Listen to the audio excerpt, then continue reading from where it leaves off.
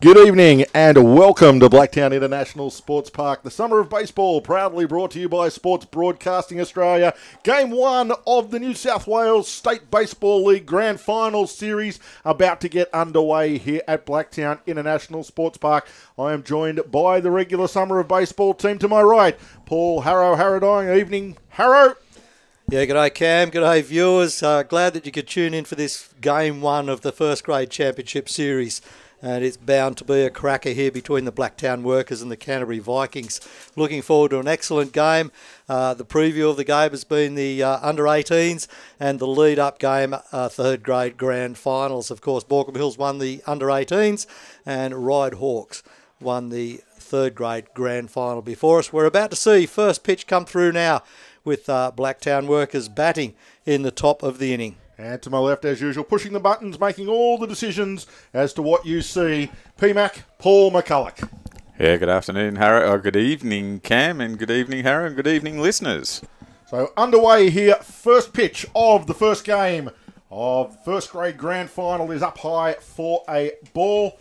Aaron Hornostage starting things off for the Workers. Okay, let's see how that goes. The defensive lineup for the Canterbury Vikings. I can bring you that, and it reads this way. In the right field side, it's Travis McDonald. In centre field, Brady Chant. In left field, Mitch Simon. The third baseman for the Vikings is Soren Hansen. At shortstop, Jacob Eunice. The second baseman, Trent D'Antonio. The first baseman, Seth Morgan, and the starting battery for the Canterbury Vikings, Tim Atherton on the mound, throwing to Guy Edmonds behind the plate. So a pretty strong battery that for the Canterbury Vikings. And I will bring you the batting lineup for the Blacktown Workers as we get a little bit further into this game. 1 ball, 1 strike on Aaron Hornostage. Swings and fouls this one off over the third base side, out of play. The count to 1 ball and 2 strikes. The umpires working tonight's game behind the plate is Jason Spurway. Trent Thomas has the first base side of things. Nick Glazebook has second base. And Jerry Cobb has third base. So a full 4 umpiring panel out there tonight. As we see a 2-2 pitch on its way from Tim Atherton. This one's lifted into left field. It is drifting foul. It will get out towards the bullpen there of the Blacktown Workers. Out of play, no damage done. 2 balls and 2 strikes to start things off here in the first grade grand final. And welcome to all our viewers around Australia that are tuned in. We know we've got a few viewers up there in Queensland, especially Glenn Long tuning in. And, of course, Brett Montgomery as well, Monty tuning in and enjoying the broadcast of baseball here from Sydney's Blacktown International Sports Park. 2-2 pitch hit hard towards the first base. Tough to handle. It's knocked around by Morgan looking for the pitcher's cover. Not in time. And Hornostage will beat it out. And he will get himself aboard for the first base runner of the night. Hard hit ball straight at Seth Morgan. He couldn't handle it on the backhand. It bobbled away. And that was all the invitation Hornostage needed to take first base. And there we go. Big start to the game by the Blacktown Workers, putting some pressure on straight away with a runner on base. Lead-off batter in the game, top of the first innings. Should be a great game. Should be the start of a fantastic 3-game series. Now, any of our ABL fans that may have been joined in to see this first grade game, this will be a bit of a novelty for you as the first pitch into the new batter is a called strike. Playing in right field tonight and batting number 2 in the lineup for the Workers is Josh Geyer. I don't think a lot of our ABL fans would have ever seen him swing a bat, but he can handle the bat okay.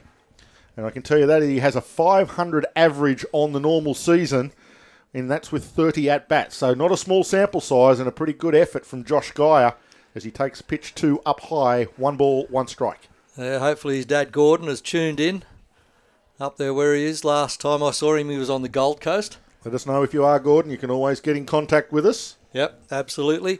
SMS 0412 203 068. SMS 0412 203 068. Next pitch coming in, fouled off by Josh Geyer.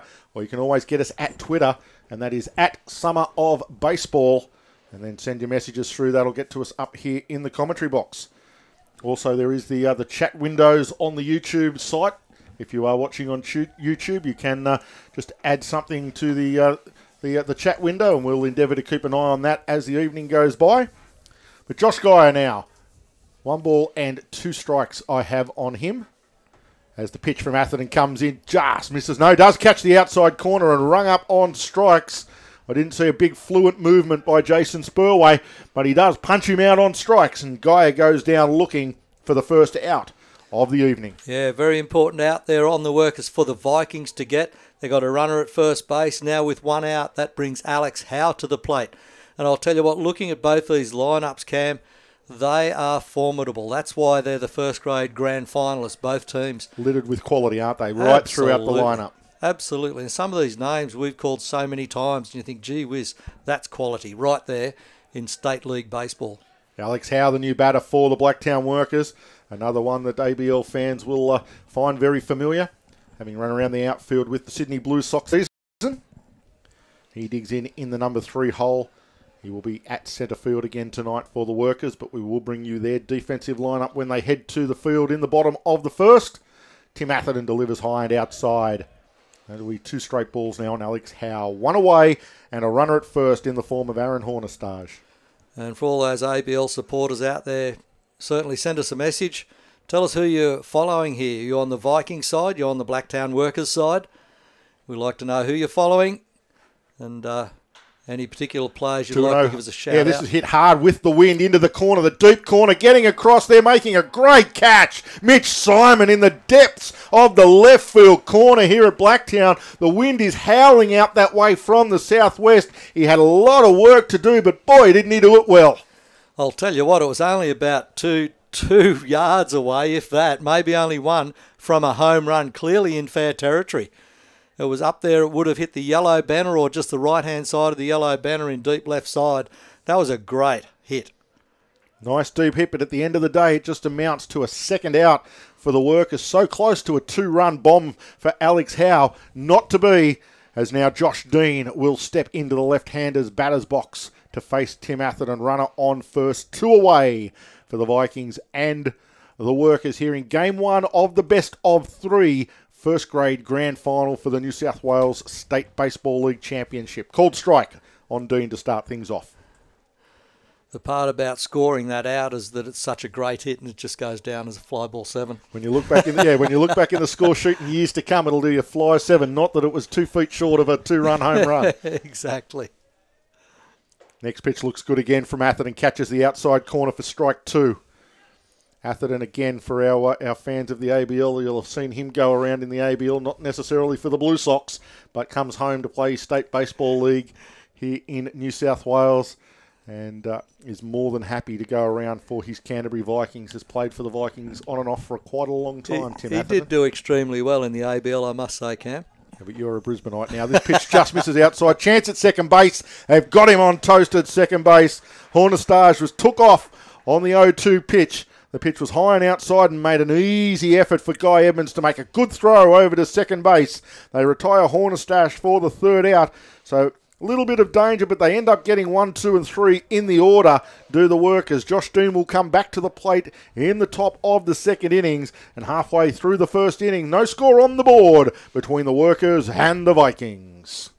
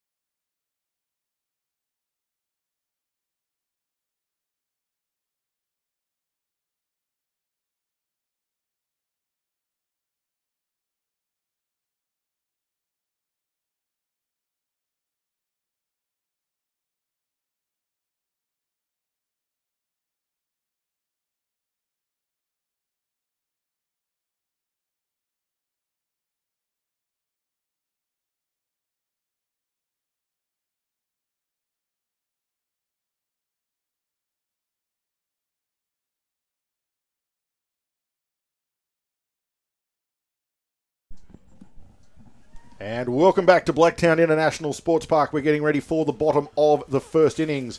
And Harrow, if you want to run through the Workers' defensive lineup for everybody. Yes, I certainly can do that. For the Workers in the field, in right field, we've got Josh Geyer. At centre field, Alex Howe. The left fielder is Ben Martin. Shortstop for the Workers is Aaron Hornerstadt. At third base, Dylan Mitchell. The second baseman is Josh Strong. First base, Josh Dean. And the starting battery for the Blacktown Workers. Behind the plate, Jake Webster. And on the mound, the ever-reliable Todd Grattan. The due-ups for the Vikings. D'Antonio to lead things off. Eunice batting 2 and Soren Hansen to bat 3 as the first pitch comes in from Todd Grattan for a called strike to lead off his night's work. So a great start there for Grattan and the Workers. They get off to a positive start.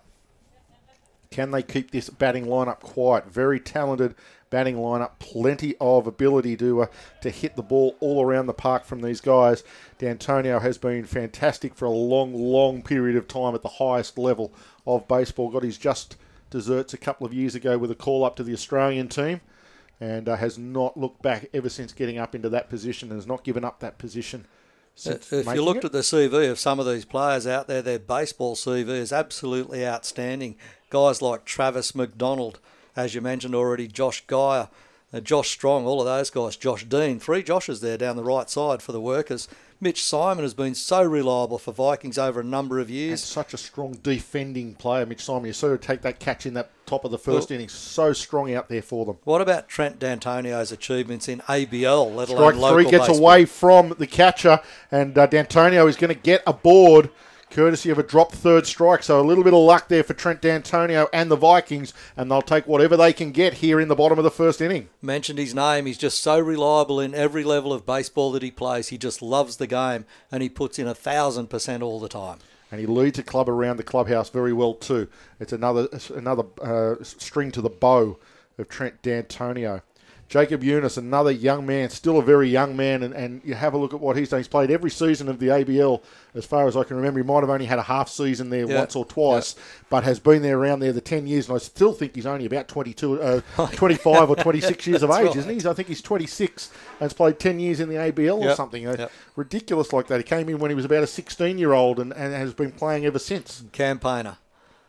So another great player for the Vikings. He steps in, takes the first pitch for a called strike. On the season to date, Eunice, not quite as many at-bats as he would like, batting .250 on the season.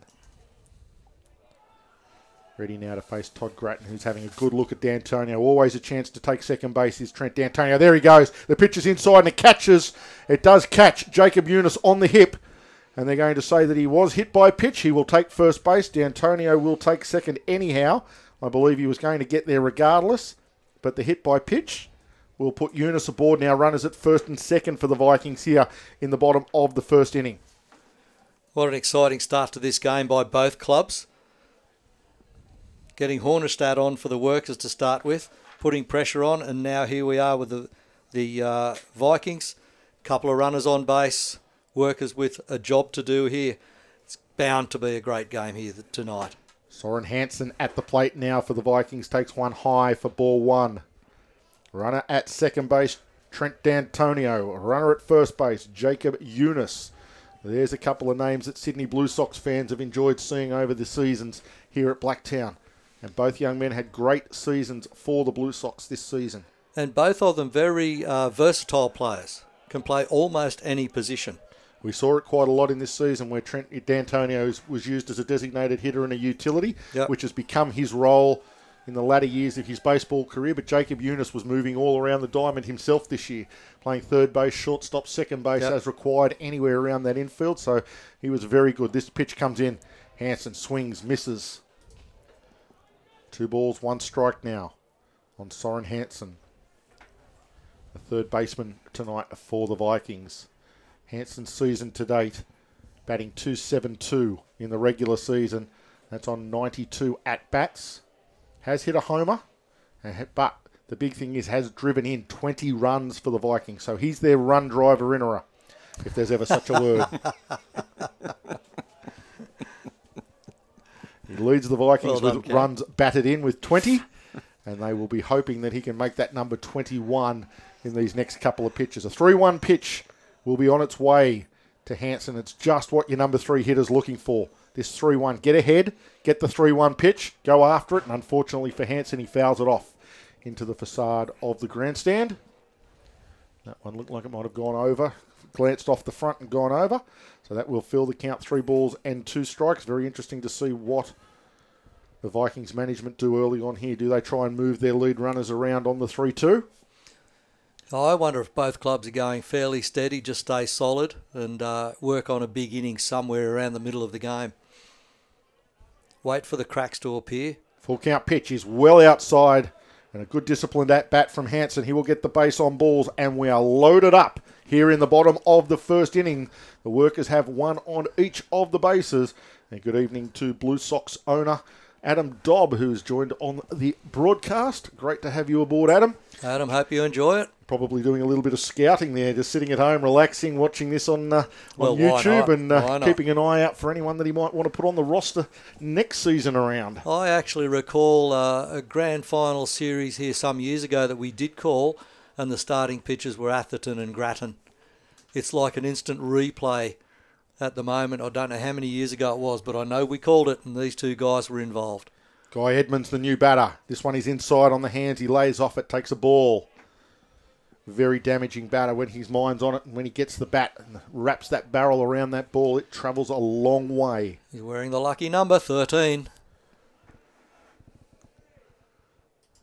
Guy Edmonds now waits in, batting .321 on the season. The 1-0 with loaded bases is chopped foul towards the Workers' dugout. 1 ball, 1 strike. .321 was his batting average, but he led the Vikings in home runs with 4 on the regular season. Okay. Yeah, I'll tell you what. Very pleased to see these two lineups at this park tonight. Backed up by Game 2 tomorrow afternoon here. So tune in again tomorrow afternoon where we've got the second grade grand final early and followed by Game 2 of the Championship Series. Don't forget, if you do want to contact us, you can get either on the chat on the feed, you can get us by Twitter at Summer of Baseball, or you can get us on the SMS. 0412 203 068. Happy to take any messages. I really am interested in what people are enjoying here and what teams or clubs or personalities people are following. I'll swing and a miss from Edmonds there on a pitch way outside from Grattan. Got a little bit of the toe of the bat on it, PMAC. Otherwise, I think the runners might have been, especially Trent D'Antonio at third, he might have been very interested in taking home plate. Just a little. So a little foul tip will level the count. 2 balls, 2 strikes. The bases are loaded. There is nobody out. We're in the bottom of the first. No score on the board. The Workers and the Vikings. Game 1 of a best of 3 New South Wales State Baseball League Grand Final Series.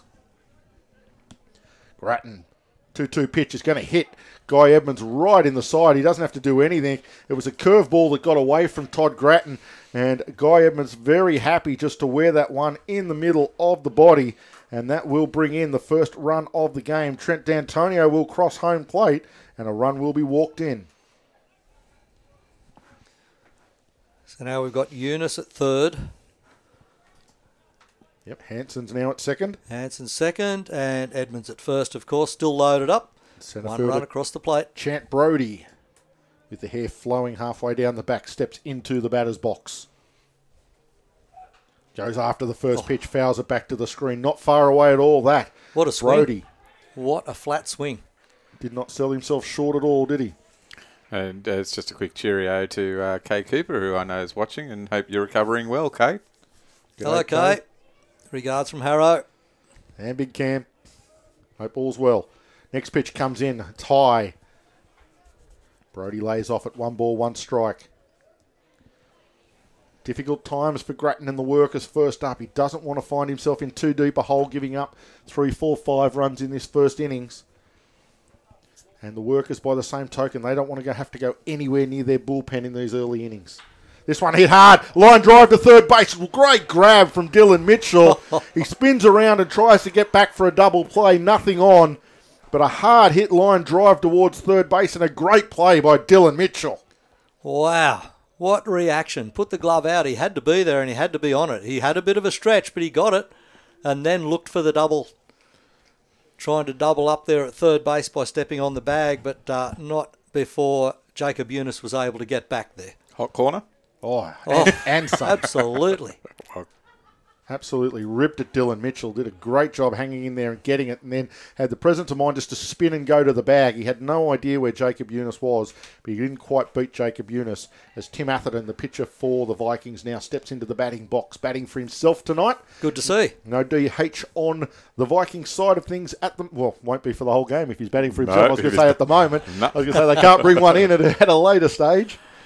Not So now. that will be Atherton and the pitchers all batting for themselves tonight for the Vikings. This one's inside on Atherton. He wheels away. 1 ball, 1 strike. The Vikings off to a great start. They've got a run on the board. The bases are still loaded and there is only 1 out.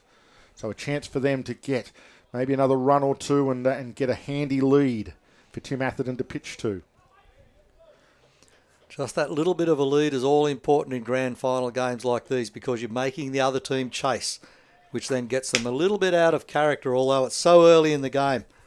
Not a huge difference. Just puts a little bit of pressure on that first early run, as you say, and then, if you get a second run and all of a sudden you're in front by 2, then the pressure becomes a little bit more, and if you can eke out a third, even better still. Yep. And then more Chipping and more away. pressure and keep the momentum on your side of the diamond. That's what it's all about in these big games. Next pitch to Atherton, misses high. That's now going to be 3 balls and 1 strike. Grattan just struggling with his control early. He's missed a lot inside. He's hit 2 batters, which is just showing you how much he is struggling with his control. Has hit 2 batters in this bottom of the first inning. Now falls behind 3-1 to Atherton with loaded bases and only 1 out.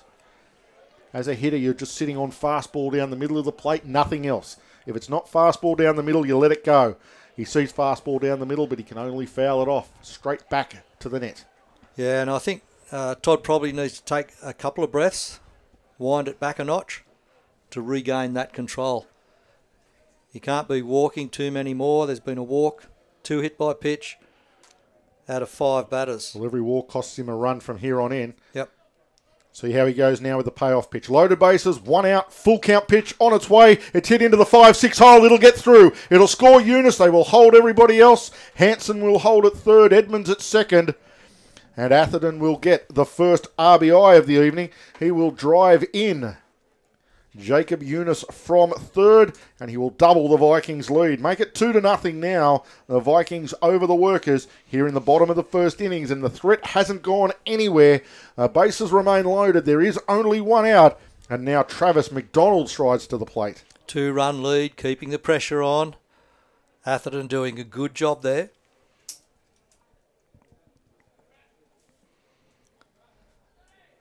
So the foot's still down. McDonald steps up. And here's a handy player to have as well in any lineup. He goes after the first pitch, fouls it off over the third base side out of play. Another young guy. I think P-Mac and I saw him I think the at the Hills Gold system. Coast in the Gold academy Coast at the academy. That's exactly right. a few years ago. We broadcast a lot of academy games up there on the Gold Coast. Goes after from the the next pitch. Surfers Paradise Baseball Club. And it's actually funny that you mentioned that one, Harrow, because I was watching, as you know, we were part of the ABL this year, and from Western Australia, there was guys like Ulrich Bujarski. They're all there. All the guys that we actually saw. So, yeah, it just shows you that some of the stuff that was being produced there is pretty damn good. They're all playing, and they're all playing extremely well at ABL level and Australian representation level as well. 0-2 pitch to McDonald, swings through it. It's a change up from Grattan, gets him swinging, gets a very important second out for the Blacktown Workers. So McDonald down on strikes. The bases remain loaded. There is now 2 out, and Seth Morgan will stride to the plate. The 8th batter in the lineup for the Vikings coming to the plate now. So we've gone through 8 batters in the first inning, bottom of the first. That's hard work for a pitcher. It is. He's thrown a lot of pitches. He's got to full counts, I think, on just about all of them. Travis McDonald might have been the first pitcher he didn't take to a full count. So first pitch, Morgan sees, he swings at, falls behind in the count. Grattan and the Workers need to get out of this inning. Allows the second ball to pass high. 1 ball, 1 strike. Bases are loaded. Soren Hansen at third. It is Tim Atherton at second. In fact, Guy Edmonds at second and Tim Atherton at first. There's Morgan with a 1-1 pitch. Time called by Morgan. Steps out of the batter's box. Seth Morgan batting .216 on the regular season. No homers, but 15 RBIs. So he'll be looking to add to that tally on the season. 1-1 pitch on its way. Way outside, runners coming. In comes Hansen. Slide at the plate. He's home. He's safe at the plate. Yeah, he was certainly there, no question. From where we're sitting, we looked straight down at home plate and had a fantastic view of that. Good call over home plate. Yeah, I got no doubt whatsoever. He got that foot in there well before the glove with the ball came around. So Hansen in with the third run. The other runners advanced. So Guy Edmonds to third. Tim Atherton to second. And the threat does not go away from the Vikings. They now have 3 runs on the board here in the bottom of the first, and that will be a handy little lead for Tim Atherton to pitch to when he needs to go back out on the mound. Currently he's outstanding at second base, doing a little bit of base running, keeping himself warm, hopefully, on a chilly, windy evening here at Blacktown. Called strike now on Seth Morgan. 2 balls and 2 strikes on him.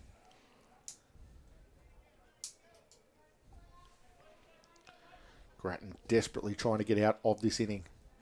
Well, that's the break they'll need. The workers need to get out of the inning so they can go back with their bats now and try and do something. And they need to be batting for a little while as well so they can recoup. 2-2 pitch fouled out first base side. Count remains 2 balls, 2 strikes, 2 out. There are runners on second and third. And the Vikings have plated 3 here in the bottom of the first to lead it 3-0. Grattan delivers the 2-2 pitch, misses upstairs. 3 balls, 2 strikes, fills the count again. He does have an open base at first base, but he does not want to get himself back into a full bases loaded position that he has basically found himself in all of this innings and pretty much all of the game. And misses upstairs again. So the full count pitch was high. He will walk Seth Morgan. He's not happy with himself, Grattan, and that's going to bring about a mound visit. Yeah, and then he gets to the 9th batter, Mitch Simon. Mitch Simon is no slouch. He will do a lead-off job from batting position number 9. No movement in the workers in terms of sending anyone up to a bullpen yet or warming anybody up. Yeah, far too early, really, especially with Todd Grattan. He should be able to regroup. But these few runs that the Vikings are getting could hurt at the end of the night. Well, on the season, Grattan's ERA was 4.25. He had a win-loss record of 4-3, and that's in 14 appearances, 9 of which he started. So he threw 55 innings and only gave up 26 earned runs in those 55 innings. Yeah. Gee whiz, they've got a couple of others there on the hook they can go to, but you wouldn't want to go too early, and I wonder if Todd Grattan will be there as well. So Grattan trying to pitch his way out of this jam. The coach has now retreated to the dugout, and he will continue to face now Mitch Simon with the bases loaded and 2 out. Simon takes the first pitch all the way for a called strike. A good evening to Deadwood Rugby, who's barracking for the Vikings tonight. Deadwood Rugby. That's it. Handy little name to carry around. The next pitch misses upstairs again. Again, Grattan just struggling with his control, struggling to put 3 or 4 quality pitches together, giving these Viking batters every opportunity to just lay back and stay patient. Mitch Simon with a .281 batting average on the season.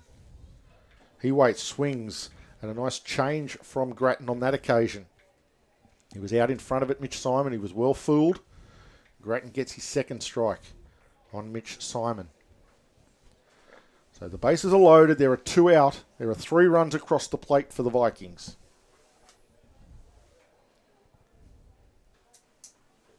A 1-2 pitch from Grattan. He's grounded towards shortstop. It's going to be cut off by the third baseman, Dylan Mitchell. He will fire it across to first baseman, Josh Dean, for the out. And the Vikings will go down, but not before they plate 3. The Workers really had their work cut out for them in that inning. They will send all 9 to the plate, will the Vikings. And the first inning will end here at Blacktown International Sports Park with the Vikings leading the Workers 3-0.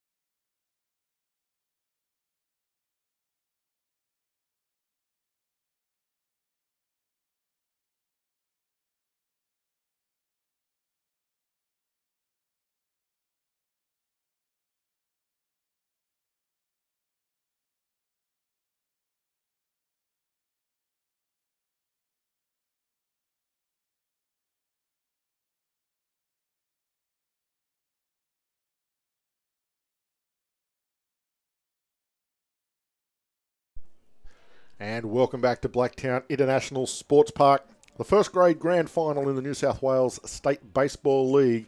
You have the Summer of Baseball Boys, proudly brought to you by Sports Broadcasting Australia. And on the Red Stitches scoreboard, 3-0. The Vikings lead the Workers after one completed inning. We head to the top of the second inning, and it will be Josh Dean to lead things off for the Workers. Saw a couple of pitches in the previous innings before Aaron Hornestage was thrown out at second base by Guy Edmonds, and so he comes back again to face Tim Atherton here in the top of the second. 1 ball and 1 strike now, Atherton on Dean. Dean, big, strong, left-handed batter. Plenty of power. Waits on the next pitch from Atherton. Looked like it might have been a change in there for a strike. Josh Dean leading the offense of the Blacktown Workers, 3-3-3 on the regular season. Couple of home runs, 15 RBIs. Waits for a 1-2 pitch from Atherton. Swings on it, hits it hard into centre right. Dying quickly, coming forward will be McDonald. He'll have no play. He'll have to pick it up on the hop. And Josh Dean gets himself a base hit. What a nice easy swing from Josh Dean to get that ball out there in centre right field. One hopper into the glove of Travis McDonald, I should say. You called it, Cam. And one hop into that, well fielded. But what a nice, easy swing of that ball that Josh Dean put behind it. Got to make sure he does swing like that, because the pace and the deception that Tim Atherton can throw it at you just got to try and make contact. And that's all Josh Dean did. Hit it into right field for the base hit. This one popped up in the middle of the diamond. Could be anybody's going back. Atherton wants it himself, and he will grab it himself about halfway back to second baseman Trent D'Antonio, who was coming in. He was all over it too, and he was more than happy to grab it. But Atherton said, I'll get it. I've got it. No worries. All mine. Happy to do the work. First pitch. Pops up to the pitcher, and he goes out on the first pitch he sees, fly to 1. I wonder if D'Antonio had a quiet word with with Tim Atherton and said, hey, hang on a minute, you're not supposed to do that. You might hurt yourself. He might have just ran past him and said, pitchers don't field. Pitchers don't field. That's what I was expecting, guys. But it's all good now as Jake Webster heads to the plate. The catcher for the Blacktown Workers, ready to face Atherton. First pitch misses high from Atherton. Runner at first base is Josh Dean. Not a massive chance of stealing bases on you, although he did steal 3 this season from 3 attempts, but generally not what you would consider to be a genuine base stealing threat. Yep, sure. But down 3 runs, you never know. They may send him with a right-handed pitcher on the mound, Atherton. They may consider their chances of sending Josh Dean, as Webster takes a strike now, 1 ball, 1 strike. Jake Webster's been a good campaigner for a few clubs. He basically started with the Orioles, yeah. Was with the Orioles originally, yep. That's right. He learned his trade down there, but didn't get the opportunities. A line drive straight at Hanson. Soren Hanson takes it, fires it across the diamond. It gets away from Seth Morgan, and that will allow Josh Dean to advance to second base. But again, a hard-hit line drive to third base. This time, Jake Webster, and a nice catch on the backhand from Hanson. He came up firing across the diamond to Seth Morgan. Unfortunately, the throw was just a couple of feet short of Seth Morgan, who couldn't scoop it up, couldn't pick it out of the dirt. The ball gets away from him. Josh Dean advances 90 feet to second base on that wild throw. So wow, reaction time, and P-Mac always mentions third base, hot corner. That's 2 well-hit balls we've seen straight at or about the third baseman, and they've both come up with them at the moment, so that's good job by both third basemen. Soren Hanson on this occasion for the Vikings. This one hit hard at D'Antonio. Shouldn't be too many problems. Comes up with it, stays down, makes a good throw across to first base, and they will retire the workers who really don't make much momentum or don't gather much momentum in that inning. They send 4 to the plate. They strand Josh Dean, and we will head to the bottom of the second innings. It is still 3-0. The Vikings lead the workers on the Red Stitches scoreboard. Brought to you by Sports Broadcasting Australia.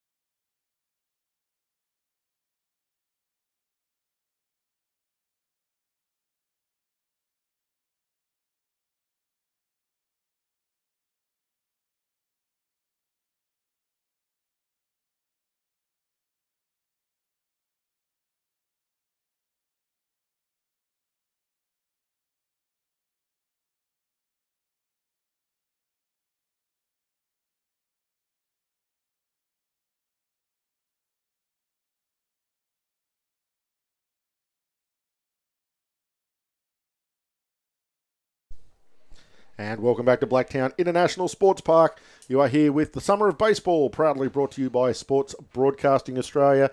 Big Cam here with you. To my right, Paul Harradine. To my left, P-Mac, pressing all the buttons, keeping you all tuned in to what is happening here in Game 1 of the New South Wales State Baseball League Grand Final Series. It's all a happening thing. And leading off, we've got Trent D'Antonio. And he's just having a bit of wave to Todd Grattan, actually, saying, hang on a minute, I've just got to scratch a mark here in my batting box on the left-hand side. Old mates from way back. I thought he might have been saying, I'm over here. Don't throw it at me. You've hit 2. I'm over here. Well, our viewers would have seen it on screen. It just looked a little bit odd. Not the fact that he waved, but the way he waved. So Grattan starting off with a strike on D'Antonio. Needs a quick inning. Needs to be able to get in and get out of this inning as quickly as possible. He doesn't need to face 9 batters again. Take a little bit of pressure off him and save a little bit of a pitch count. D'Antonio just slaps it straight back up the middle for a base hit. Thank you very much. That was right in the wheelhouse of Trent D'Antonio, and he just clobbered it straight back up the middle for a base hit. Wow. No mistake about that one. He was their offensive leader on the season. In the regular season, even though having quite a few less at-bats than some of the other boys due to his ABL commitments, still managed a 345 average on over 50 at-bats. 345. What a wonderful stat. You'd like a team full of them. Well, you'd have a pretty handy team if they were all batting 345. You wouldn't lose too many seasons. And That here's would be for Jacob sure. Eunice stepping in now. Eunice was hit in his first at-bat. Fouls off the first pitch he sees from Grattan here in the bottom of the second.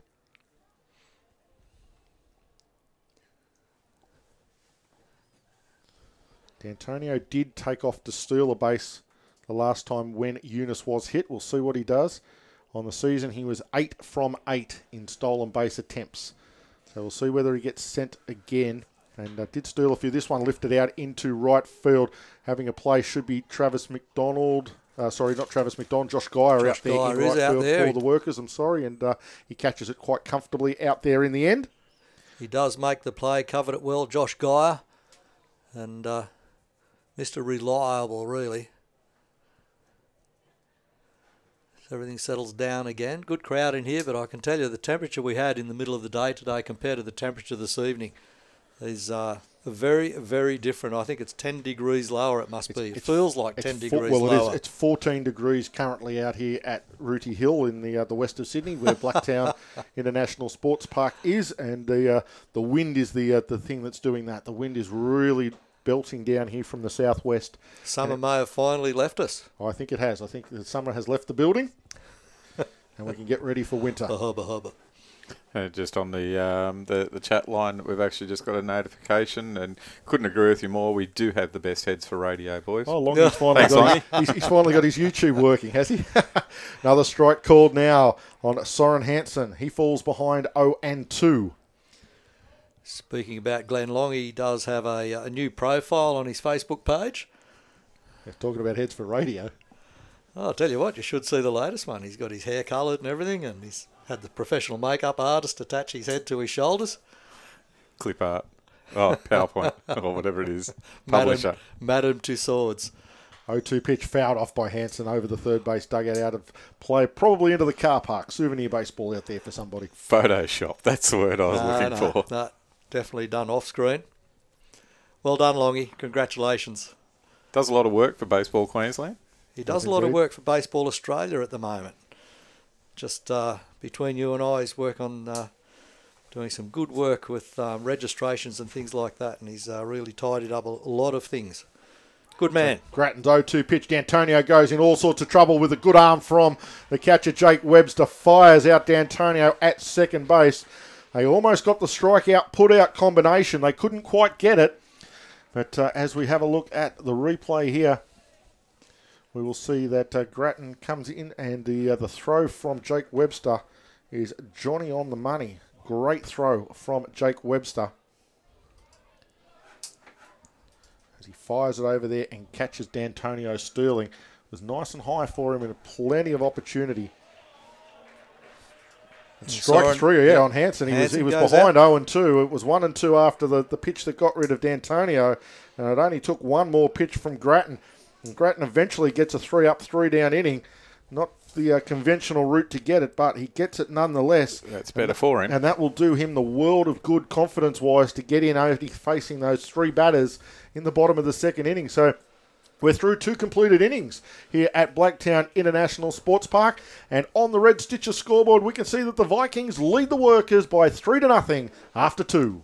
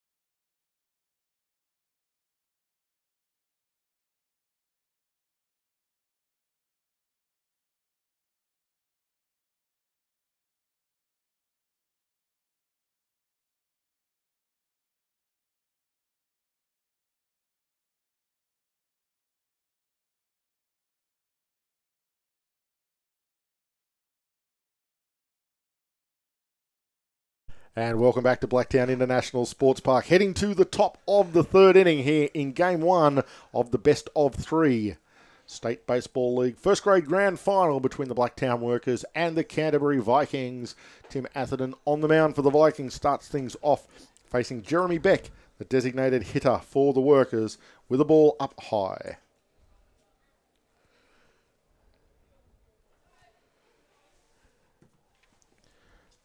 Next pitch fouled off by Beck. Count to 1 ball and 1 strike. Jeremy Beck batting .239 on the regular season. No home runs, but 14 RBIs.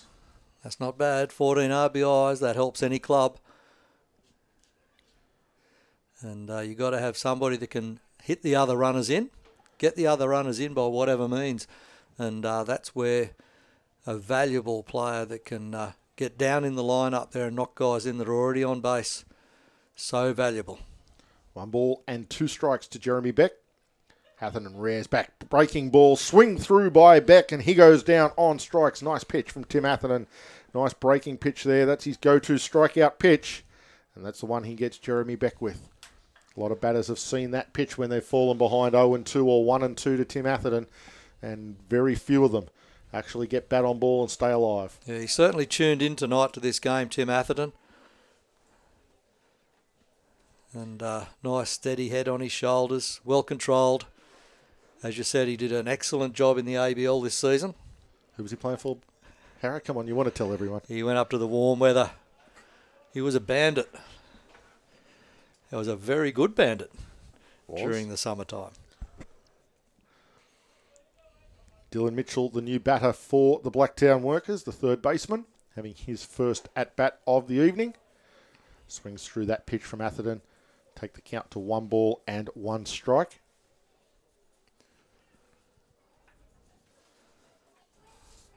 I did fly out of the Gold Coast last night to make my way down here, or yesterday afternoon. And that was during the disruption of the tower at Mascot Airport. All flights delayed for hours. But I got out of the Gold Coast just fine and dandy. And just had to fly around for an hour until they let you land. All good. 1-2 pitch on its way from Beck, fouled off over us here in the commentary box. Way over near the front gate at Blue Sox Stadium. You had to cross the time zone, Harrow. Almost end up in Shirley's merchandising van. Good on you, Shirley. Does a great job for the Blue Sox, Shirley, looking after the merchandising business. It's funny, I left Grafton in the morning, went to Queensland, came to New South Wales. There we go, pitch inside. 2 balls, 2 strikes now on Dylan Mitchell. Batting 185 on the regular season. Batting in the 9 hole for the Workers this evening. See if we can get something started. Fastball from Atherton blows him away. Certainly can. Too good, too fast, and too strong from Atherton. Back-to-back strikeouts for Tim Atherton here in the top of the third inning. The Workers just struggling now to get anything happening on the bases. They ended up going down in order in the first innings after a pick-off at second base. They left 1 stranded in the second inning. Now they've gone back-to-back strikeouts here in the third. Back to the top of the order now with Aaron Hornestadt. Hornestadt steps in now, left-handed hitter. Big tall guy. Let's see what Atherton deals up again. Tries a running bunt as Hornestadt. Fouls it off back over the screen down the third base side of things, but rather interesting with 2 out. He tries the running bunt, maybe thinking that Soren Hansen was asleep at third base. Yeah, and try to get himself on because third baseman was playing a little bit further deep in his hole, or in the hole. Always playing a little bit as a third baseman, a little bit to your left with a left-handed hitter in the batter's box, but even still, nice curveball from Atherton, just misses down low. 1 ball, 1 strike. But generally, with the left-hander up there, the third baseman will play a little bit more shallow than what he would normally, but he's certainly in there now. Hornestadt first led off the game in the top of the first innings. Got on first base. Hard hit ball straight at the first baseman, Seth Morgan, who couldn't handle it. It was too hot to handle for Morgan. And he got himself aboard. But now, 2 balls, 1 strike. This one in the dirt from Atherton. 3 balls and 1 strike. So after being very, very good for these first 2 2/3 innings. Atherton, You put the kiss Yeah. of death on him, you yeah, reckon? Atherton just struggling this time around with Hornstadt, unless he was thinking he was trying to throw some different pitches to him to what he saw first time around, in which case he's trying to go through his repertoire this time around. Next pitch misses low and he will walk him. So I had a little chuckle. There was an interesting little aside there where the ball bounced into the glove of Guy Edmonds at catcher, and the umpire put his hand in his pocket to get another fresh ball out, and there was nothing there. There was only fresh air in there. Guy said, no, it's fine, this one's all right, and threw it back to Atherton. So, little scuff on the ball won't hurt anybody. Some would say it might help it. Some would say. Josh Geyer to the batter's box now for the Workers. Runner at first base. 2 away. They trail by 3 on the Red Stitcher scoreboard. 3-0. The Vikings over the Workers. We're in the top of the 3rd inning. Atherton v Geyer. Not a matchup you would think you would see around the traps too often. Absolutely. As our home plate umpire, Jason Spurway, is going to duck off and grab himself a whole little satchel of balls. He's going to grab a whole handful to put into his pouch so that he can send them out to Tim Atherton as need be. Not a bad throwback either from the dugout gate to the mound. On the run, yeah. Across his body on the run. Possible former shortstop. Put him in the lineup. He was a catcher. Oh, there you go. Don't usually throw across your body as a catcher, but used to hitting the pitcher. Used to be a catcher at Borkham Hills. Oh, there you go. Called strike there for Atherton now. That will be 0-2 on Josh Geyer, who struck out looking his first time. I'm sure he would love to be able to get the bat on the ball and try and make something happen here for the Workers in the top of the 3rd inning. It's been all the Vikings in the early stages. Atherton looking for the low outside corner on Geyer. He went with that breaking pitch just a little bit low and a little bit outside. And Geyer survives.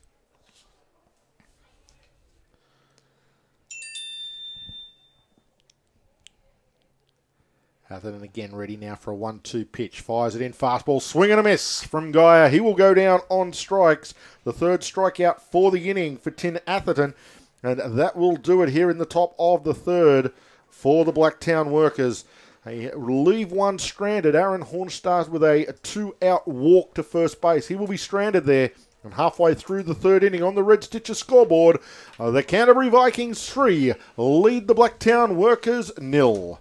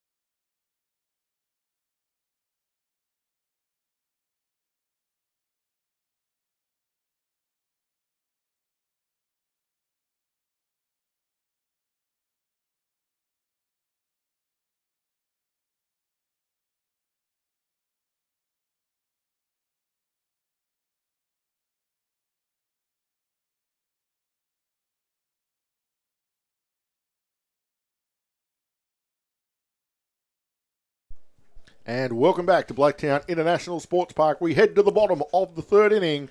The leadoff will be Guy Edmonds. Sure it is Guy Edmonds stepping up at the plate. Of course, Jake Webster catching for the Blacktown Workers. And of course, Jake Webster was, in fact, we mentioned him earlier and who he's played for in State League Baseball, but he was, in fact, a Canterbury Junior originally. Came out of Canterbury Juniors.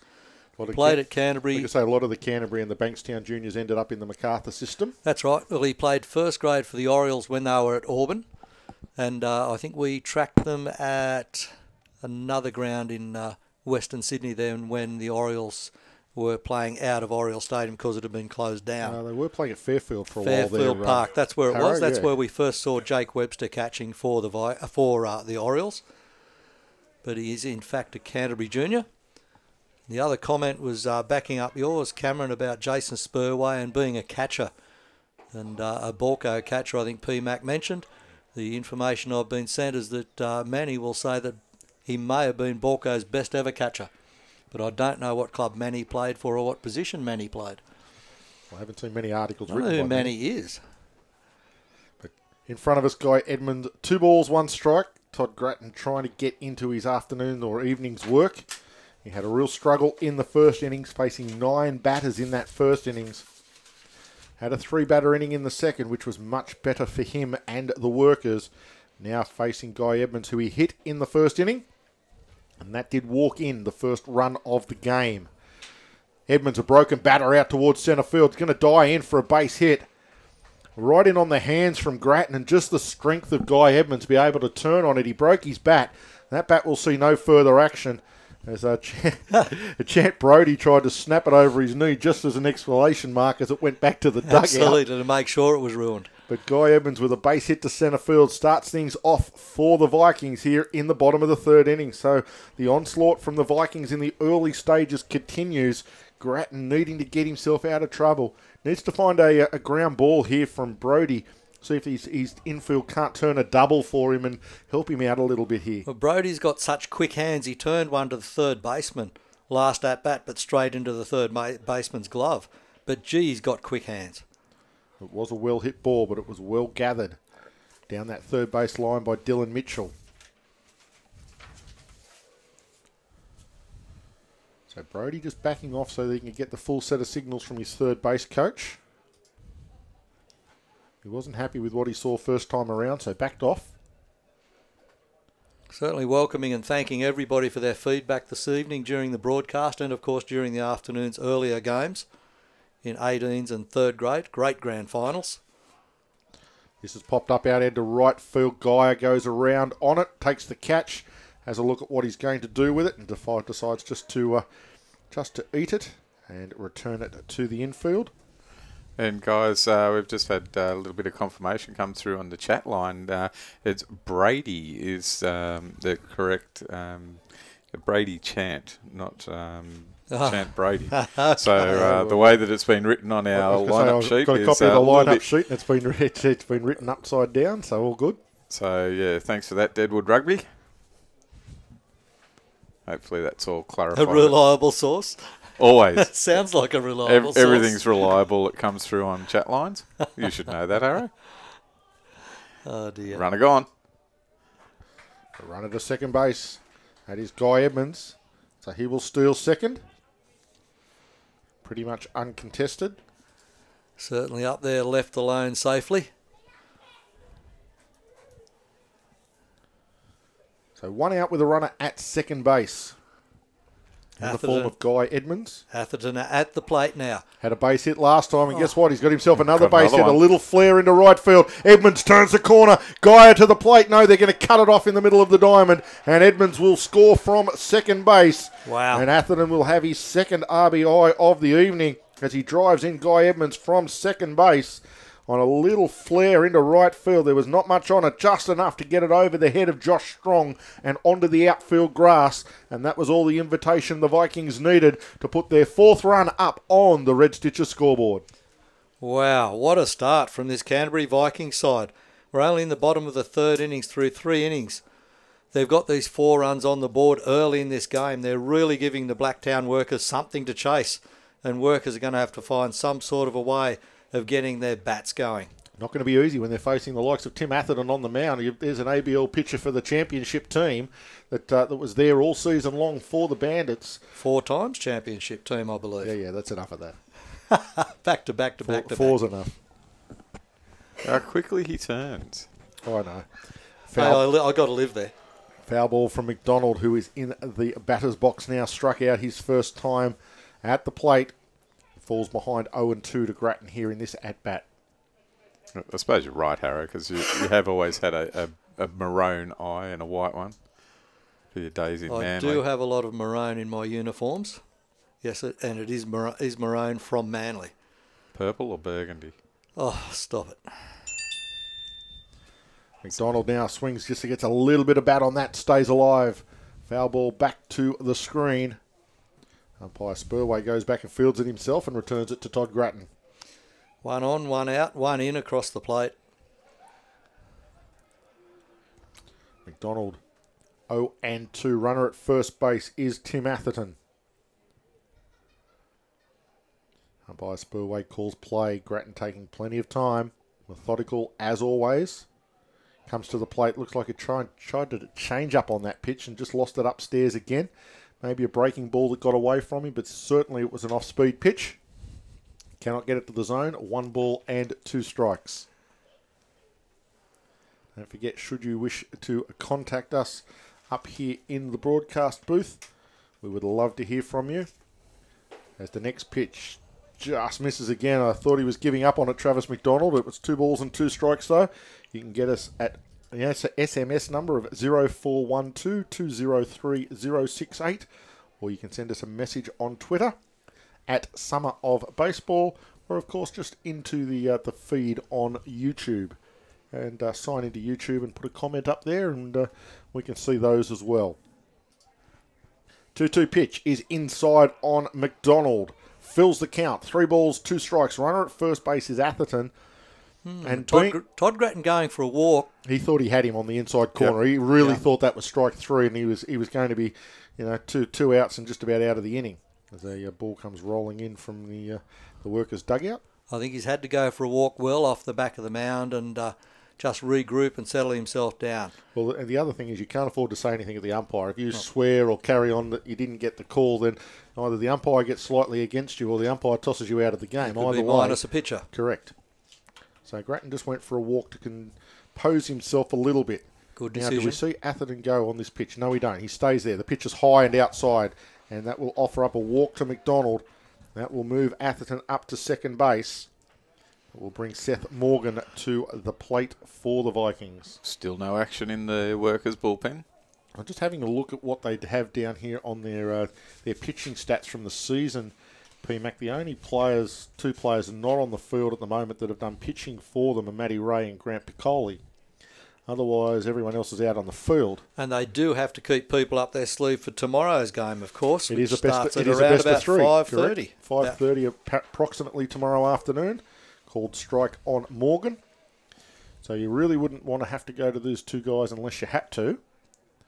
But I can tell you there are some guys in the workers' dugout now just starting to do some stretching in the dugout. They haven't gone to the bullpen, but they are doing some warming up exercises. Seth Morgan at the plate. Fouls one off over the first base grandstand side. But that also might be just to keep themselves warm, Cam, It because it is very cold down It is there. a very cold evening. As I said, we're probably down to about 13 degrees here at Rudy Hill now, and in fact it is 13 degrees. Autumn. So very autumnal weather we're having. 0-2 pitch on its way to Morgan. Swing and a miss. Grattan has his strikeout. And the workers have their second out here in the bottom of the 3rd inning. They certainly need it because he's working through this lineup again. We're coming up to the 6th batter in this 3rd innings. So this will be the 3rd inning, and the Vikings will have batted around twice within that 3 innings. So that will be 18 batters to the plate within 3 innings. That's a lot of pitches. Wow, that's a lot. If you average 5 or 6 pitches to every batter, Yep. even though you wouldn't, you've now faced 18 batters. You're talking about a pitch count that's in the 90s already, and you're talking about inning number 3. Absolutely. So you're talking that Grattan might be on a very fine line in the not-too-distant future, just in terms of pitch count, if nothing else. Absolutely. He's just working the outside edge there on Mitchell Simon. And Mitch Simon leaving that one alone. Called strike, but Grattan did get the outside edge. Goes there again. Same location, same call. Well, we can ask for a little bit of consistency, isn't it? If he throws the same pitch, you call a strike the first time, or you ask the umpires, call it a strike the second time. That's what umpire Spurway did. So 0-2 now, Mitch Simon. And just sort of tapped on the research window, and Gratz is up to 70 pitches. Ooh. So, 70 pitches through 3 innings. So, getting to be a concern for the Blacktown workers as he misses upstairs. That's going to actually not only hurt the Blacktown workers in tonight's game, going into the bullpen early, because there are pitch restrictions in first grade. Correct. In the State League Baseball of New South Wales. Not only that, if he throws past a certain number, which just escapes my brain at the moment, I think it's somewhere in the 80s, maybe 85. This one gets away from Webster, gets to the back net, And both runners will advance 90 feet. Atherton to third base. That will make McDonald to second base. He cannot be used tomorrow night if he pitches more than 80-odd innings. He must have a complete day's rest. He will have to wait until Wednesday if they get to Game 3. He could then be available again Wednesday night. Not likely you would throw him anyhow if he throws 90 or 100 pitches tonight. But I would have thought the plan for both clubs is whoever's starting tonight will start again on Wednesday night. If required. Yes. If required, yep. So runners at third and second now for the Vikings. Mitch Simon, a 2-2 pitch on its way to him. It's outside. That will fill the count. 3 balls and 2 strikes to Simon. He does have a vacant base at first base, does Grattan, should he wish. Body language of Gratz is... He's frustrated, isn't he? Yep, He's frustrated with himself as much as anything. And that's always a worry when you're frustrated with yourself. It's okay if you're frustrated or angry with somebody else because you can channel that into yourself and use it. When you're frustrated with yourself, it makes it hard. This one lifted into right field. The breeze might bring it back. It's trying to come back. No, it just goes foul. It just goes down into the bullpen of the Canterbury Vikings. Looked like the wind was trying real hard just to keep that in fair territory. And there was going to be no play at all for Josh Geyer if it had have dropped into fair territory. No hope. He was nowhere near it. Would have scored 2 runs, but would have, could have, should have. It was foul. And everyone resets with another full count pitch on Mitch Simon.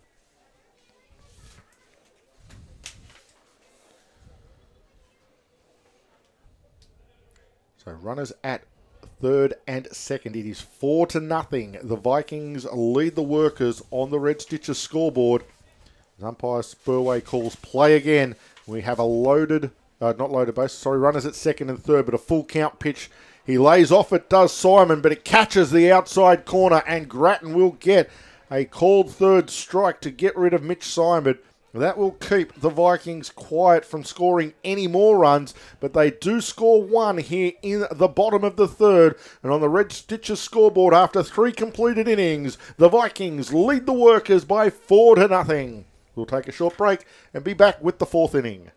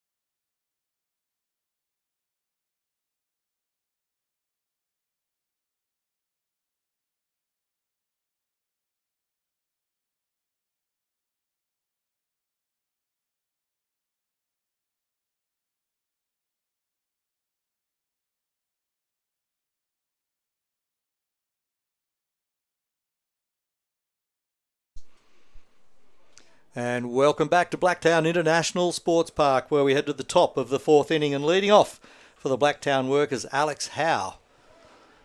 Alex Howe, centre fielder for the Workers, of course, and a long-term Blacktown Workers player, doing a good job. And high fly ball, very high fly ball to left field out there, and taking a clear catch at left field for the Workers is Mitch Simon. Out there, no mistakes in left field from Mitch Simon. Great catch, well underneath it, under the lights here at Blacktown Blue Sox Stadium, Blacktown International Sports Park. is the other part of that equation. But one up, one down. Alex Howe can't get anything going. Fly ball to position 7. One up, one down for the Workers. Not an easy night at the office for them. Been his nemesis, Mitch Simon, hasn't he, Alex Howe? He crushed one in the first innings. It looked like it might have had a chance to get out of here, Yep. Alex Howe. And Mitch Simon ran it down in a great catch in the left field corner of the ballpark. Then again, slightly easier one for Mitch Simon that time around to get rid of Alex Howe. But 2 times Alex Howe has found Mitch Simon in the field so far. Certainly in the clear and under the lights.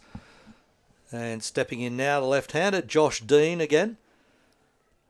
First baseman Josh Dean steps in and leaves the first pitch, missing inside from Tim Atherton. Dean settles himself.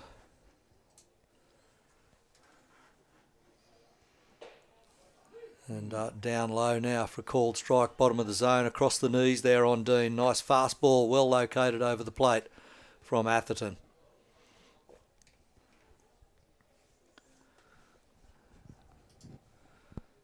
So right-handed pitcher on Josh Dean, the lefty. Another strike, and Dean not offering any defence on those last 2 pitches. That one I thought was probably about waist height, but from our angle, who knows, it's a little bit different. Yeah, Josh likes him on the inside half of the plate. Atherton knows that and stays working on that outside half. So he gets bat to ball on that one. It gets over to shortstop and what a turned on picker. that one. What a good turn there. That was Jacob Eunice at his best. Just turns on it, picks it, gets it across the diamond to Seth Morgan, and that's an out. The great 6-3 play from the Vikings defence. And that's Josh Dean out on that 6-3 ground ball. They go 2 up, 2 down, the Workers here in the top of the 4th inning. Oh, great play by Jacob Eunice, a shortstop there. It was a ball sort of hit up the middle and it was going to half hop him and he just stayed with it, went with it, soft hands, took it in behind his body as he went and then pivoted around and made a great throw to first base for the out. Josh Strong steps in now. First pitch for a strike on Strong. 2 out for the Workers. They need Josh Strong to get something going now. It's up to him. Ground ball again to shortstop. Shortstop to first base. And there it is, regulation play. The 6-3, Eunice to Seth Morgan. Just a repeat play on that ground ball. Regulation ground ball, as PMAC always says, just like shelling peas. And in the top of the 4th innings, the Workers go 3 up and 3 down. And Todd Grattan has to come back onto the mound and roll his arm over yet again after having faced 18 batters through the first 3 innings. What was it, about 8 pitches for Tim Atherton? He got Alex Howe in about 3. He got Josh Dean in about 3. And I think Josh Strong only saw 2. So we're talking about probably an 8 or maybe a 9 pitch inning for Atherton. And how that compares to the poor old Todd Grattan. He just cannot buy himself a cheap inning at the moment, and he needs to find himself a very cheap economical inning, get out of there and make something happen, because he is fast running out of pitches before he gets a pitch count limitation put on him and be dragged out of the game kicking and screaming. Oh, wow, we just received a good message here from Scott Podmore, who's the Scott. manager of the Vikings all year, but he's had to travel to the UK for work, so he's enjoying our coverage from the UK. Well, there you Thanks go. for letting us know, Scott. We're glad we could bring it to you so you could watch your club. Deadwood Rugby TV is a rugby club I own, and our admin gave me login info to enjoy the show. Deadwood Rugby TV, good on you. Nice information, Scotty Podmore. Go Vikings, good on you. And your club is doing, as you know, extremely well in this game against the Workers. Game 1 of the Grand Final Championship Series. And Game 2 of the Championship Series in first grade will be at 5:30 p.m. tomorrow, Sunday. And Game 3, if required, will be Wednesday evening. We're heading to the bottom of the 4th inning, back to the top of the order for the Vikings. Trent D'Antonio to lead things off. Todd Grattan still on the mound for the Workers. Bit of a hop and a skip and a dance. There's D'Antonio jumps over that one, which was thrown down at his feet. Does not want to get hit on that that lead foot. He went for quite a nice run out there, didn't he, to say hello to Todd Grattan? Todd Grattan got a lot of work ahead of him, and as we said, his pitch count is getting up very, very high at this point in time, very early in the game. Just manages to get it done, D'Antonio, doesn't he? Yep, left-handed hitter, just slaps it across to the left field side and finds the gaps wherever he goes. Just timing. Yep, Perfect timing. That's all it is. He just lays the middle of the bat, the barrel of the bat on the baseball and allows it to travel wherever it needs to travel for a base hit. He gets himself on base for the third time this evening. He scored in the first innings. He was thrown out attempting to steal in the second innings. Now gets himself aboard with a base hit to left field here in the fourth inning. His third plate appearance, his third lead-off at the top of the innings, leading off for his club, the Vikings. And third time he's made base. Third time he's been on base. Pop fly right up in the infield, going for it. Jake Webster turns back, looking for Trouble. it for the workers from catcher. Catch. Makes a great catch. And he tracked it from the time it left the bat. He picked it up out of the lights, right in front of the stadium, the grandstand behind home plate, and did not leave his eyes, that ball. Webster tracked it and tracked it and tracked it and leant back and made sure that he got it. Perfect for a catcher where the ball is always curving back into you. You've got to remember that you've got to remember as a catcher that ball is always going to make its way back towards home plate in some way, shape or form. So Webster did a good thing getting back there early and then just tracked it around and almost finished up about a yard or two from where he started. But a very, very good catch for Webster and something that Todd Grattan will be glad to see because that was a one-pitch at-bat for Jacob Eunice. So that will be music to the ears of Todd Grattan to get a one-pitch out here in the fourth inning. But now he has to face Soren Hansen. It doesn't get any easier for Todd Grattan and the workers. Yep, Hansen steps in now, the number 84, another left-handed hitter. And let's see what Grattan can do here. Third batter in the lineup, Soren Hansen. So he's got good stats. We've been through those. Yeah, 272 on the season with 20 RBIs and 1 home run. 20 RBIs. Leading the club in RBIs, and he didn't pick up one in the first innings. It was Guy Edmonds who got the walk that brought in a run, but has got himself on base courtesy of a base on balls and has struck out looking in his 2 at-bats so far tonight. So Grattan struck him out in the second innings. Oh, D'Antonio, massive lead. Grattan turned the wrong way. Had him cold. D'Antonio was off to the races, and Grattan turned towards second base. If he turns towards third space first, he probably nails D'Antonio, but he turned the wrong way, and D'Antonio scurries back to first base. Bit of luck for the Vikings. High and wide, outside on the left-hander, Hansen. So Hansen looking down the line, gets his signals off third base coach. Interesting, during the week we believe that some of the players from the Vikings had to return home. Not too many, I don't think, but we thought that might impact them, but obviously not. They've got a great lead here tonight. And of course, Scott Podmore being away in the UK as well, of course, you think would affect a club, but they're certainly stepping up, these Vikings players.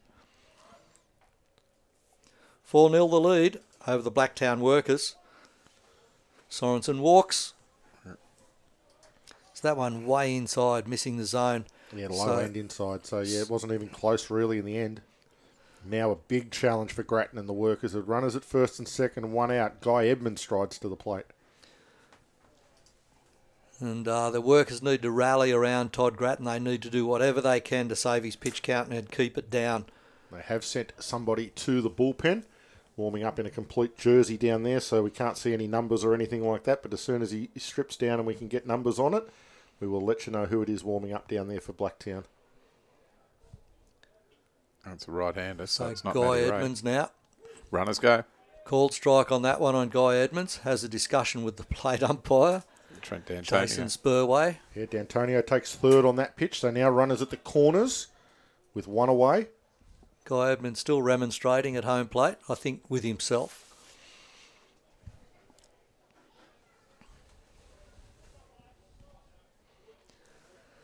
So all set now. Edmonds at the plate.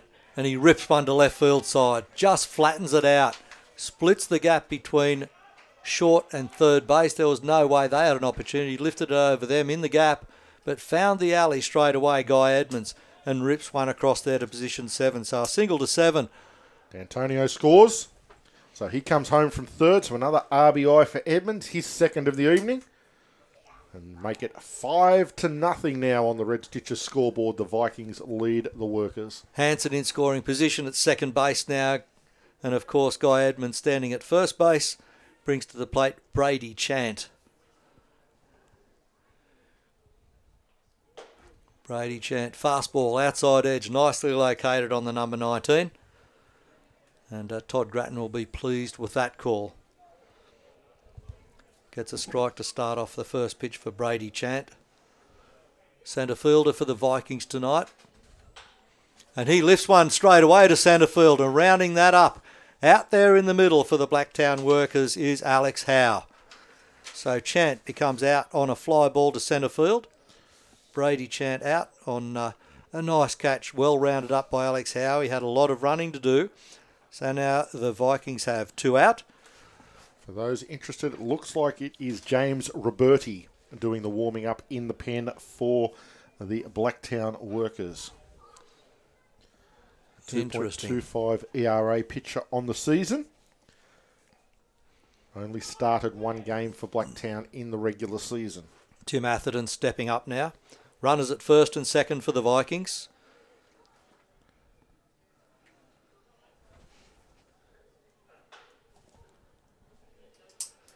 Two out. 2 on base. Atherton at the plate.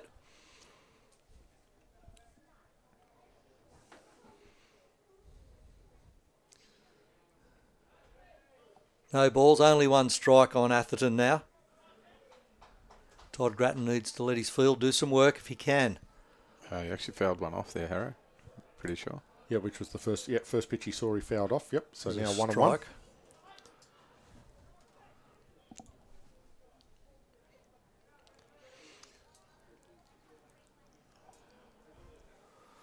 One ball, 1 strike. Atherton settles in now. Right-handed hitter. Can Grattan work something out with Atherton here? High, out of the zone. Got a feeling we might not see any more of Todd Grattan after this inning. This might be it, I think. Yeah, I would think... His pitch count has got to be getting up around the 100 mark. It was 70 towards the end of the 3rd inning. That's going to be his limitation, is simply the pitch count. And he's thrown to 1, 2, 3, 4, 5 batters already. This is the 6th batter in this inning. Yes, he had a 1-pitch at bat for Jacob Eunice, but if he's had 4 pitches for the other batters, you're talking about another 20-odd pitches in this inning. Yep. So well into the 90s. You're talking he's got to be mid-90s, close to 100 pitches already. Finds a called strike on Atherton to make the count 2 balls and 2 strikes. Tim Atherton might also just be taking some of these pitches anyhow, no matter what. 2-2 count now. 2-2 pitch from Grattan to Tim Atherton. There's that pitch outside edge. He just gets the tip of the bat on it, drives it across to the shortstop. They get the out on Tim Atherton, a 6-3 ground ball. And that is, of course, for the Workers, it's Aaron Hornestat across to Josh Dean at first base to get that 6-3 out. Well fielded, but I don't think we've had to call that tonight. Hornestat to Josh Dean across the diamond. No other 6-3 plays in this game until right now. That is the first, by my very, very unofficial scorebook, that is the first ground ball out of the night for Todd Grattan in the last out in the 4th inning. And Cam, it's just another question that's come through. Just having a look at the lineup and the roster, is Tyson Mangione playing? Was the question. Haven't got him listed. I can have a look at their full lineup sheet for you, but at this point in time. And while you're doing that, Cam, after the completion of 4 innings here at Blacktown International Sports Park in Grand Final Game number 1 Championship Series for first grade in Baseball New South Wales State League, it is Vikings and the Workers. It's the Vikings 5 runs leading the Blacktown Workers, no runs on the Red Stitches scoreboard.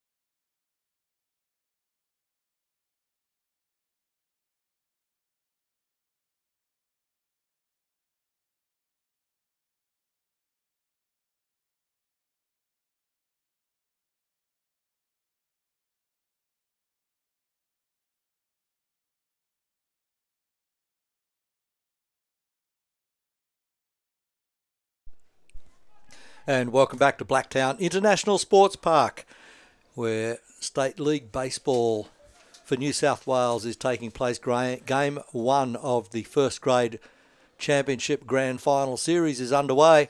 We are in the top of the 5th inning now, and leading off for the Blacktown Workers in that top of the 5th innings is Jake Webster. And it gets through shortstop this time. Jacob Eunice could not get that one, as Jake Webster rips that through to the left field side.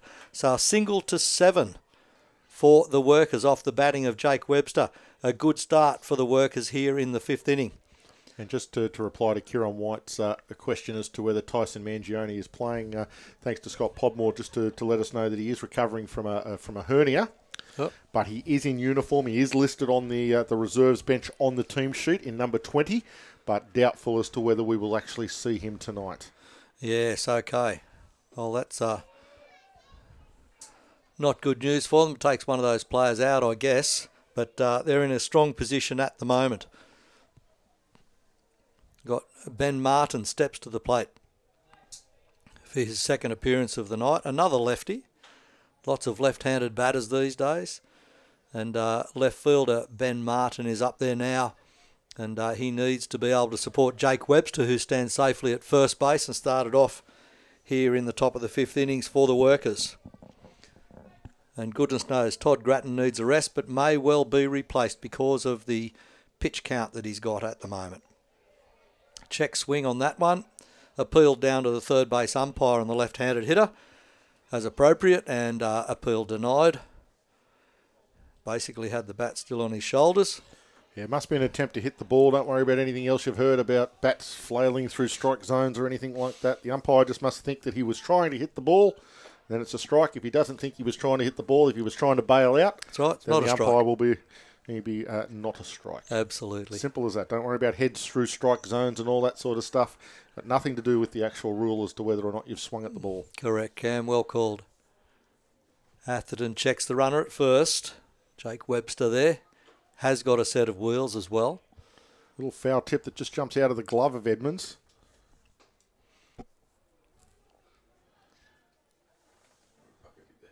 Just a little bit loose. Yes, I think it might have hit the heel of his glove. But that's what happens to the ball when just a little tip at the very end of that bat there. They're the ones that hurt you as a catcher if they catch you on the thumb. They tend Absolutely. to do some real damage. So 3-2 pitch now for Martin. He gets ground ball. Does it get through second base? No, it does not. It will not get through Travis McDonald. Sorry, Trent D'Antonio it is at second base. My bad. But he does get the out on the lead runner there. Yep, so he'll get Webster at second base looking to try and turn a bit of a double play. So he went to his pivot partner in Eunice.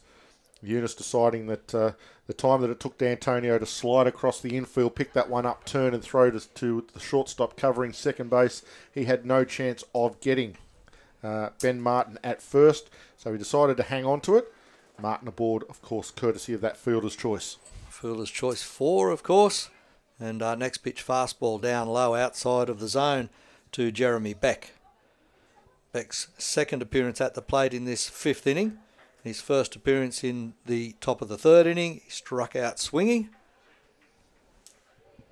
So let's see if he can make amends for his first appearance and do something here in this top of the 5th inning.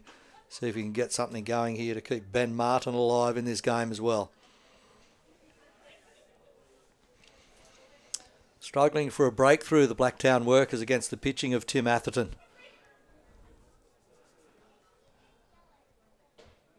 Swing and a miss there for Beck again. Just pulling his front shoulder out. He's in control of that curveball though, Atherton, isn't he? That's He's certainly moving it. That breaking pitch absolutely got that on a string. The Workers batters have got no answer for that at the moment. Dominating for the Vikings here tonight at the moment. As you said, Cam, doing a great job, nice and steady, low pitch count as well as Beck goes down swinging on strikes yet again. And that is pretty much the difference between the two teams at the moment, isn't it? Atherton can get a cheap out when he needs it. Grattan has just been grinding on that mound the whole time he's been out there. 2 out for the Workers now in this top of the 5th inning. Brings to the plate the 9th batter in their lineup, Dylan Mitchell. Mitchell, of course, the third baseman for the Workers, takes a hard swing at that pitch. Fastball, straight fastball from Atherton. Supremely confident Tim Atherton. Gets up there, even has the right stature on the mound, looks in there confidently at Guy Edmonds, his catcher, and away goes again. Little one loose there. That one got loose. Behind Edmonds. Just a little bit low in the glove. Didn't quite get it down. Ben Martin comfortably to second base. Into scoring position if Dylan Mitchell can keep something alive here in this inning. This would be a massive base hit. If you could just find a base hit and score Martin from second base, just to give the Workers a lift, give them something. We're halfway through the baseball game and they've got nothing. They've got no momentum going for them at all at the moment. High fly ball. There's people underneath that. Yes. Shortstop. Jacob Eunice underneath it. Doesn't make mistakes from that spot, Jacob Eunice, and he gets that high fly ball off Dylan Mitchell. So it goes into the book as a fly ball position 6, but a third out there on the Blacktown Workers through the top of the 5th innings. They put only 4 batters through the lineup to the plate and score no runs on the board again. They've come up empty through 5 innings, and after 4.5 innings here at Blacktown International Sports Park, we've got the Canterbury Vikings leading the Blacktown Workers on the Red Stitches scoreboard by 5 runs to 0.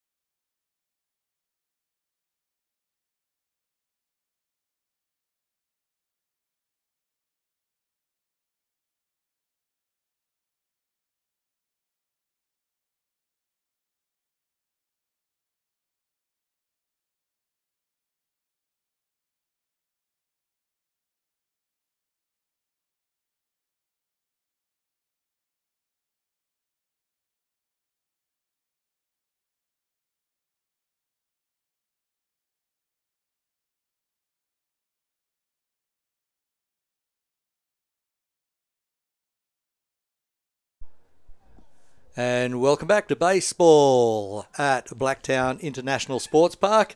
State League Baseball from New South Wales. It's game 1 of the Grand Final Series in first grade. Change of pitcher for the Blacktown Workers. James Roberti replaces Todd Grattan on the mound. James Roberti comes out of the bullpen all worked up and will ply his trade up there on the mound. And the leadoff for the Canterbury Vikings in the bottom of the 5th innings is Travis McDonald. Roberti comes into the postseason with a 2.25 ERA, 12 innings pitched. He's given up 11 hits and 3 earned runs. 7 walks to 4 strikeouts. So it's not too bad out there, but it's only pitched 12 innings for Blacktown this year in first grade. So he's got to go a long way into this game if Blacktown are going to get themselves back into this one, and if not, get back to win it. That one gets ripped to centre field, and straight away, not even having to move in centre field, Alex Howe just planted his feet and waited for the ball to come to him. Quite wisely, because it basically jumped straight into his glove. The fly ball to straight away centre field. Wasn't such fly, it was line drive, hard hit ball off the bat of Travis McDonald. What a good player McDonald is. At 1 up, 1 down now for the Vikings here in the bottom of the 5th inning. Yeah, it looked actually quite funny there, Harrow, that, as you say, Alex Howe, he did not move at all. Just planted. I think it's the first time in the game that Canterbury haven't had their lead off on base. in the fifth I was innings. going to say it's been Trent D'Antonio most of the time, and he's been on. And the only inning Guy it wasn't, Edmonds. it was Guy Edmonds, and He got on. Yeah, he's been on all times too. So it's the first innings that they haven't had their lead off a board, and the first innings Todd Cratton hasn't been out there. Coincidence? Maybe Quite not. amazing.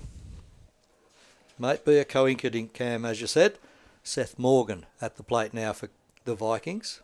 We just saw that pitch bounce one hop straight into the face guard of Jake Webster. But young Jason Spurway as a catcher is doing the right thing. A previous catcher, I should say, dusting the plate and giving plenty of time. High fly ball, deep right field side. And out there will be Josh Guy taking a catch last minute with the wind and the light and everything else against him. He was almost underneath it, nearly stepped away from it, then reached back with his glove hand on the left side and certainly made a good catch out of that in the end. But took good care of it, Josh Guy, did all the important things and got the out. Fly ball to position 9, right field side, off the bat of Seth Morgan. 2 up, 2 down, the Vikings here in the bottom of the 5th inning. That brings to the plate the 9th batter in the lineup, Mitch Simon. He takes one opposite field as well as a right-handed batter. It's a ground ball out there. Josh Guy getting work to do one more time. This time a ground ball. Mitch Simon gets on base for the Vikings with a single to position 9. He starts something off here in the bottom of the 5th, and we go back to the top of the order with Trent D'Antonio. So we go to the lefty one more time, D'Antonio. And I'm tipping possibly opposite field, and that will move Mitch Simon around as well, if he can get one through. Different pitching, though. Grattan's not on the mound. Roberti is. Don't always count your chickens with D'Antonio. If he gets one inside, he does like to be able to turn on it and rip it down that right field line for a double or a triple. Behind the runner. Nicely located fastball there from Roberti that time. Gets the first pitch in for a strike on D'Antonio. Crowd settled. Very quiet here at the moment in the grandstand. Runner goes. Oh. Tempting. Jake Webster just cleaning up around behind home plate there. It's as if he's trod on something that seems to be a bit harder and threw something away that's obviously in the way. Rocks. Maybe something solid came out of the batter's box there on the left-hand side, maybe wearing a little. Yeah, it might have worn down to the bricks. So things gone very quiet. Roberti gets ready to throw this pitch. See what D'Antonio offers up here. I think he stepped out. There was a check on the runner at first. So everyone's gone eerily quiet here at the stadium. It's very odd to not hear any chirping anywhere. D'Antonio pops one up. It'll go into the dugout of the Blacktown Workers. Or just beyond the dugout, actually. Misses it by several feet. The beer garden area here at the beer Blue garden, Sox is that what it's called Stadium. over there? That's it. That's our beer garden area.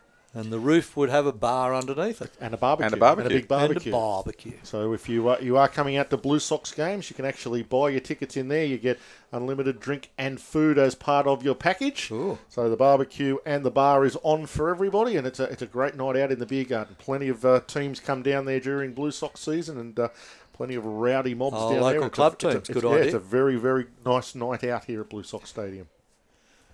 I've never had a bad night at the stadium.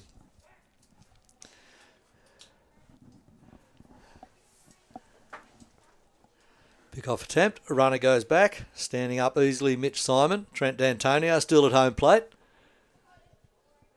And D'Antonio awaits the next pitch selection from James Roberti. Getting his signs off Jake Webster behind home plate, obviously. Runner goes. Mitch Simon slides into second base easily. Plenty of time there. Shortstop Aaron Hornestat just takes that throw over from Webster and throws it straight back onto the mound there. Yeah, I don't think they were too interested having 2 balls and 2 strikes on D'Antonio with 2 out. I don't think they were too worried about Mitch Simon taking second. Yeah, exactly. It was just a routine activity that you would do just to keep everybody honest, at least half honest anyway. Roberti comes to the plate. Now that's lifted into right field side. Goes deep. Josh Guy goes back towards the warning track, about 10 feet short of the warning track. And Guy gets a good catch on that one. A deep fly ball on Trent D'Antonio. Fly ball to position 9 goes into the scorebook. But that shuts down the attack of the Vikings here in the bottom of the 5th innings. They make no indent on the scoreboard or no addition after 5 completed here at Blacktown International Sports Park. Is the Canterbury Vikings 5 runs leading the Blacktown Workers 0 thanks to the Red Stitches scoreboard.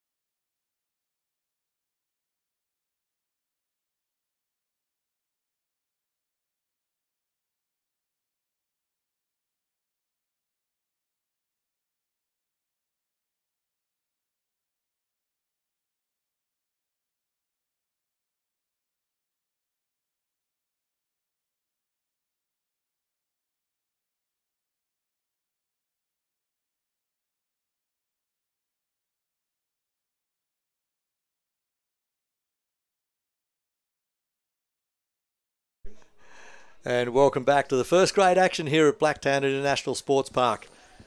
For those that have been tuned in, I hope you're enjoying the broadcast here. The Vikings and Blacktown Workers doing battle. It's a 5-run ball game. The Vikings leading the Workers by 5 runs to 0. So a good lead, but certainly a lot of baseball left in this game.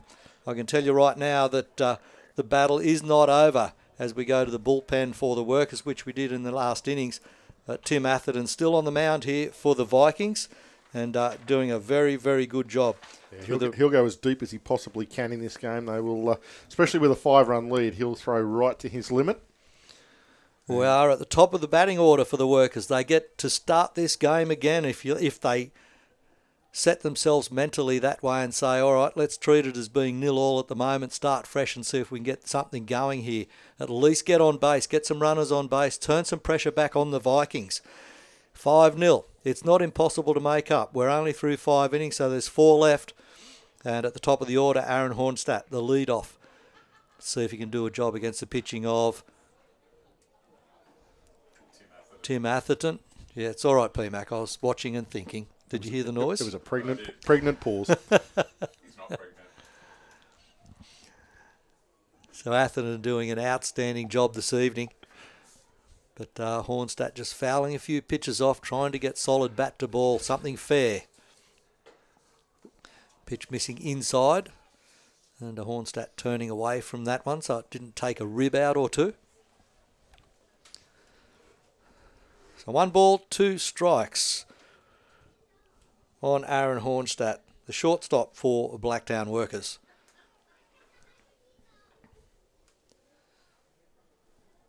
Next pitch from Atherton. Whoa, a loose one out of the hand there. A bit wobbly, high and wide. Just lost his grip on that, I might suggest. So top of the order. And Atherton revs it up a bit, throws fastball straight through, low in the zone, right across the middle of the plate, gets Hornstadt swinging high, and the pitch before that may have been a setup, who knows? But Hornstadt goes down on strike, swinging, so a K2 brings up the first out on the lead-off batter in this top of the 6th inning. Still pitching well, Tim Atherton, isn't he? Still pitching well. Absolutely bamboozling these Workers batters still as we are, what are we now, 11 outs away from the end of the game for the Vikings to take a 1-0 lead. So he's got Josh Geyer stepping up to the plate now. Let's see how Geyer goes. Geyer so far 0 from 2, has had 2 strikeouts, 1 looking, 1 swinging in his 2 at-bats tonight. Atherton comes at him, fastball again, outside edge. Geyer pops that up, fly, right side, will go foul. Deep down near the bullpen for the Vikings. A family hill here at Blue Sox Stadium where all the families can gather. It's supposedly a non-alcoholic area. Yeah, so that the area families can is, go down there with the picnic tables. With and, the kids. Yeah, enjoy chasing the balls around, throwing a ball around if you wish down there. At the end of that foul ball, it just ends up as being a long strike.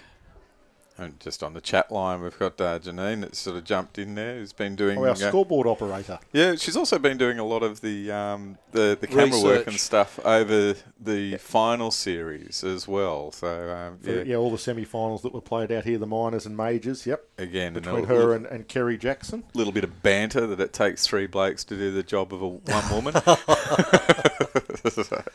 Down the line, Hopper to the third baseman.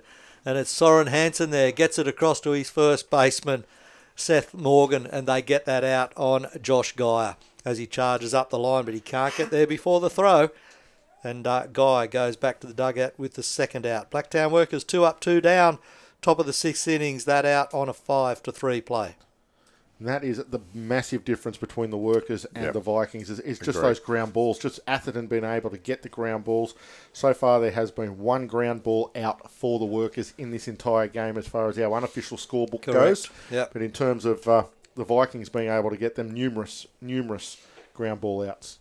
The basics of baseball, get the ball into play, let the field do the work. There's 9 out there. Well, your job as a pitcher is to throw strikes and let the field either catch the ball or field the ball. That's the whole job. But correct. You don't have to get all the outs yourselves. Unfortunately, the Workers just struggling to get those outs. It's Alex Howe at the plate right now that we can see in the number 12 uniform. Now down to 10 outs, the Workers. That's all they've got left to get these 5 runs back. That's a lot of work to do in a short period of time as Atherton works away with fastballs on Alex Howe. He's had a good night at the office, Tim Atherton. Set him up, knock him down. Nice fastball located low in the zone. It's hard to keep up with them, and if you do get bat to ball, you've got to try and control it then and get it into fair territory. Very difficult when Atherton revs one up. Comes back, fastball again, low in the zone. Howe lifts it, only to hear it go foul on top of the grandstand roof. Thump onto the roof. So now Howe faces a 3-2 full count pitch. And see if Howe can keep up with something, get something alive here. Here comes the 3-2 pitch from Atherton. He gets one into the clear. It will fall clear in left field side. And it will be the centre fielder that rounds that one up. Brady Chant will get to that on the ground, but not until after Alex Howe stands safely at first base on a single to centre field. It will go into the scorebook. Good bit of hitting from Alex Howe. It tied him up a little bit, but again, he was just strong enough to be able to muscle that ball, get it over the head of Jacob Eunice, out into centre field for a base hit. So that'll extend the innings a little bit, give them a little bit more hope now as Josh Dean comes to the plate. As you know, any time that Josh Dean gets an inside fastball, he's a chance on turning it and hitting it a long way. And can hit a ball anywhere, Josh Dean. And Tim Atherton knows that as well as anybody.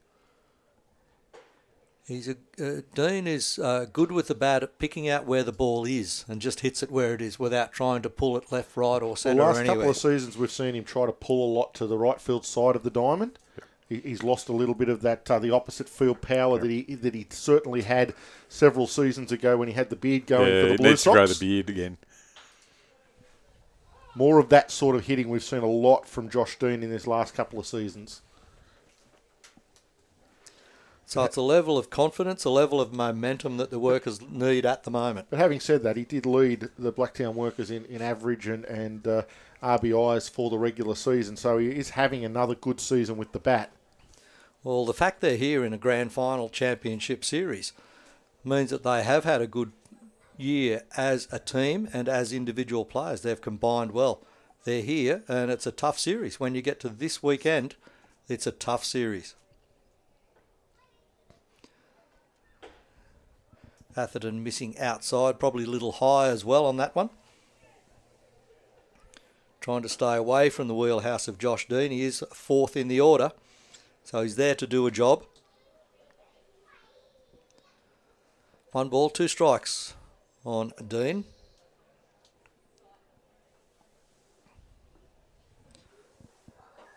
Atherton comes in, fastball down low again, strikes him out with a fastball, puts some heat on it, and Dean goes down looking. KC on that one, and that is the third out here in the top of the 6th innings. That's the end of the 6th innings for the Blacktown Workers batters, and no runs added to the scoreboard for them. They've got zeros right across the line halfway through the 6th innings. It's still the Vikings leading the Workers by 5 runs to 0.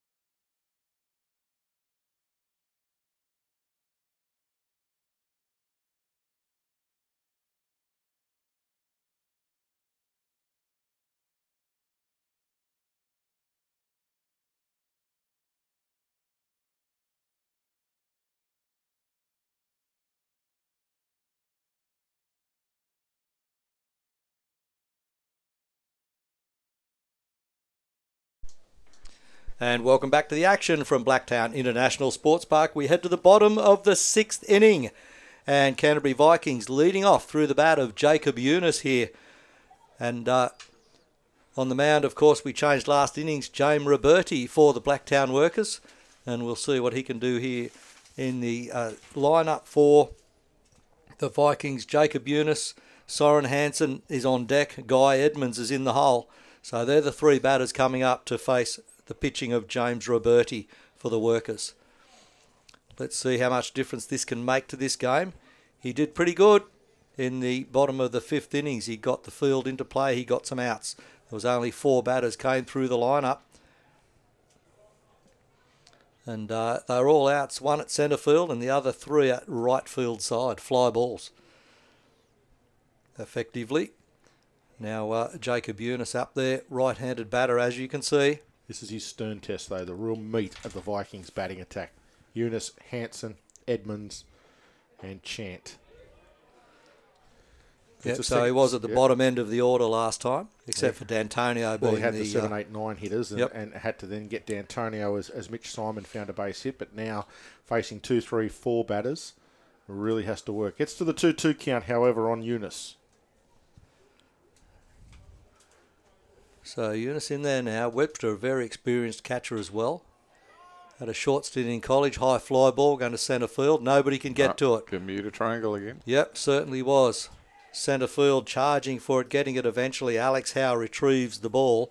Not until after Jacob Eunice stands safely at first base. That was a little bit unlucky for Roberti. It was a nice breaking pitch. He actually fooled Jacob Eunice, who just held onto the bat long enough to get a little bit of contact and just flared it into a hole in centre field. And they're the things that really frustrate you as a manager and whatnot. The pitcher throws a really good pitch. He actually beats the batter, and the batter just does enough to get away with a little flare base hit. Deserves an out for sure. Yeah, an absolute fly or a strikeout. Either way, and a little bit of luck either way. It's either a fly out or a strikeout. As it is, this thing just bleeds into a hole, and all of a sudden you've got a runner on first, nobody out. Can be a cruel game sometimes. Soren Hansen is at the plate now for the Vikings. The lead off on base was Jacob Eunice. He stands up there at first. The pressure still on the Blacktown workers as Hansen settles himself in at the plate. And Roberti gets set to throw next pitch. A little high out of the zone that time. Hansen 0 for 1 tonight. He's had 2 walks and a strikeout looking in his 3 at-bats so far this evening. Has scored a run, so he'll be happy with his contribution for the Vikings so far. Been fairly strong at third base too. So Roberti comes to the plate again, misses way outside on the left-handed hitter of Sorensen. Base stolen safely there by Jacob Eunice as he slides cleanly into second base. Now Webster not the strongest of arms behind the plate. Very good catcher, but hasn't got one of those gun arms like you often see, like a Guy Edmonds or some of the players that have been around for the Blue Sox that just pick it up and just fire it over there in a tenth of a second. A very solid catcher behind the plate, but not the biggest arm. And Eunice has got a good set of wheels and good timing as well, as that one gets fouled out over the back of the third base grandstand. Still remember one of the imports that came out here for Sydney a couple of seasons ago, Michael Quesada. You just did not steal on Michael Quesada's arm. He would throw you out. No matter how good a base stealer you were, he would throw you out at second base at will. Fast as. So Roberti takes a long, long look in at Webster's signs. Picking them up okay, obviously. Comes to the zone and up a little. Just above the letters, as they say, just missing the top half. Full count pitch now. This is an important pitch. They don't want to stick the second runner on base after having such a good bottom of the 5th. So Hansen waits ready at home plate. 3-2 pitch, here it comes. He lifts one in deep left field side, but is very high fly ball. And planted underneath it is Mitch Simon. Mitch Simon, as we said, doesn't make mistakes with those. Sorry. Ben Martin. Flip your page over. Is out the left side. Turn the page. I looked right, looked left instead of looking right. I was looking for the left field side. Ben Martin out there for the workers, of course, taking a good catch. Good pitch from Roberti too. He'd worked away and had Hansen in a bit of trouble. Finally got into a full count pitch. And then threw a very good pitch to get the fly ball from him. Jake Webster going to go out and have a chat now as Guy Edmonds strides to the plate. Guy Edmonds 2 from 2 tonight. He's been hit by a pitch. Had a single to centre and a single to left in his 3 plate appearances. Has driven in 2 runs. Well, I basically got hit by pitch for 1. It's still considered an RBI, but drove in 1 on his single to 7. That was a long chat by Jake Webster, the catcher. He was given a little bit of leeway as umpire Spurway ducked off to grab a couple more baseballs. Yeah. And when he came back and realised Webster wasn't there, he went and got him from the mound. So plenty of time for Webster to have a chat to Roberti, but probably just saying, look, stay away from the power. If you walk this guy, you've got an open base. It makes no difference. Just tuning him in a little bit. Stay low and away, and he can't really hurt you. If you get up and in on Guy Edmonds and he does get around on it, he will hit the ball a mile. So Roberti checking the runner a couple of times there. Comes to the plate, straight into the zone for Edmonds. And another run will score. That is Jacob Eunice. Jogs across to home plate as Guy Edmonds just ripped that first pitch. And obviously not where Jake Webster really wanted that ball to be. It was right in the Edmonds wheelhouse. That had to be a mistake from Roberti. It certainly had to be a mistake because, as I was saying, you do not want to get up and in on Edmonds, and that pitch was more or less up on the inside half of the plate, and Edmonds just said, thank you very much, that's exactly where I want it, thumped it into left field, another RBI, another single, and another run on the board for the Vikings. As big as a grapefruit by the time it got to him. And here's the man we discussed earlier, Brady Chant. A good head of hair, hasn't he? Certainly has. I used to have one of those. When? In the day. What, on a shelf. Everybody had long hair in the 70s. Except for you. Runner goes, all sorts of trouble. And Guy Edmonds will be thrown out comfortably at second base. On. He lets the umpire know he thinks he was wrong. He got himself all tangled up and really nothing but trouble after that. Oh, it's funny watching some of them. It's quite amusing. So the second out there, Guy Edmonds. 2 out, 1 run scored in this bottom of the 6th innings for the Canterbury Vikings. And Brady Chant at the plate with the bases clear. Big swing and a miss there from Chant. Nice pitch from Roberti. 0 for 3 so far tonight for Chant. He's had a line drive to third base, a fly to right and a fly to centre on his 3 at-bats. Let's see if Roberti can tune him in again and try and water down the attack of the Vikings. Yep, called strike on that one. Yeah, not even going to bother checking at first base. Home plate umpire Spurway all over it. Yep, called it himself. A little high, but it was Chant certainly taking a chop at it. 2 out, 1 run scored. Tim Atherton on deck. Oh, Chant lifts that one deep left field side. Will roll all the way to the fence. Cross the warning track. Out there trying to retrieve that is Ben Martin. Wow, that was a long hit ball. Fast hands on Brady Chant, straight through the ball. Yeah, a little hanging curve from Roberti. Tried to get a breaking pitch in there and just hung it up there.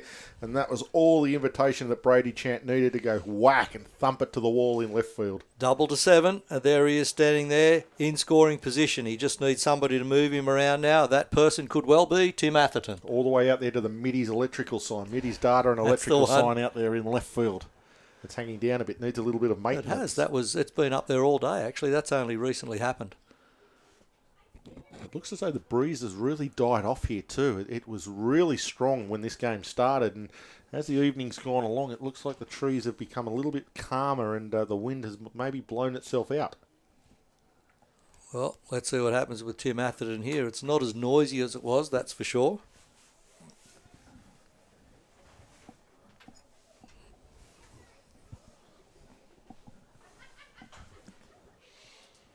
Atherton fouls one off. Still very chilly out here in the west of Sydney, down around the low teens in terms of the temperature, about 13 degrees out here at Blacktown International Sports Park. Too cold for me. Chilly evening as autumn well and truly sets itself in here in Sydney. What's the lowest temp you've been over the last how many months? Oh, gee, I haven't experienced 13 degrees for, gee whiz. I don't know. I don't know. Yeah, probably 12 months since last time you were down here in winter. No. I would say so. I don't think I came here last winter. No, you didn't. 22 degrees and nice. I struggle to put shoes on these days. Just can't be bothered. I was going to say, is that for other reasons? Just couldn't be bothered. I can't reach them, P-Mac. Go on. No, I can't reach my feet. No, I did not say anything. Is that because of his T-Rex arms? Oh, P-Mac or not? Don't. Atherton at the plate. We digress. Let's go back to the action. Don't. So James Roberti, bottom of the 6th innings. He's faced 8 batters so far through the 2 innings. And this one popped up foul by Tim Atherton over the back of the first base grandstand. Atherton 2 for 3 tonight. He's had 2 RBIs. Very nice food outlet 2 down singles. There. Yes, the kiosk, the baseball kiosk as it's called now. Not Kez's Cafe? It was Kez's Cafe during the Blue Sox season. Or Kerry's kiosk, whatever you wanted to call it. As long as it had Kerry at the front of it or Kez's at the front of it. They did some wonderful food during the Blue Sox season and still carrying it on now right through the state baseball league. This one finals. lifted to the left side by Tim Atherton. Does Martin get it? No, he does not. Field umpire straight out there watching him. And Ben Martin cannot get underneath that one and shut this inning down from the Vikings. So Blacktown still with a lot of work to do. They just crossed for another run there. Brady Chant scores off that hit from Tim Atherton. It makes 3 RBIs for the evening for Atherton, so he and Edmonds have 6 runs driven in between them of the 7. Wow. A long night here for the Blacktown workers. And big swing and a miss there from Travis McDonald. And you'd almost be at the stage, Harrow, if you're a Blacktown workers manager, that you would almost give this one up now and keep Roberti out there for the rest of the game, save everybody else for tomorrow, and then throw everyone you have at the Vikings tomorrow. Yeah, 7 runs a bit hard to make up here, I think, for the Blacktown workers this 9 evening. outs. You've only got 9 outs to get them in.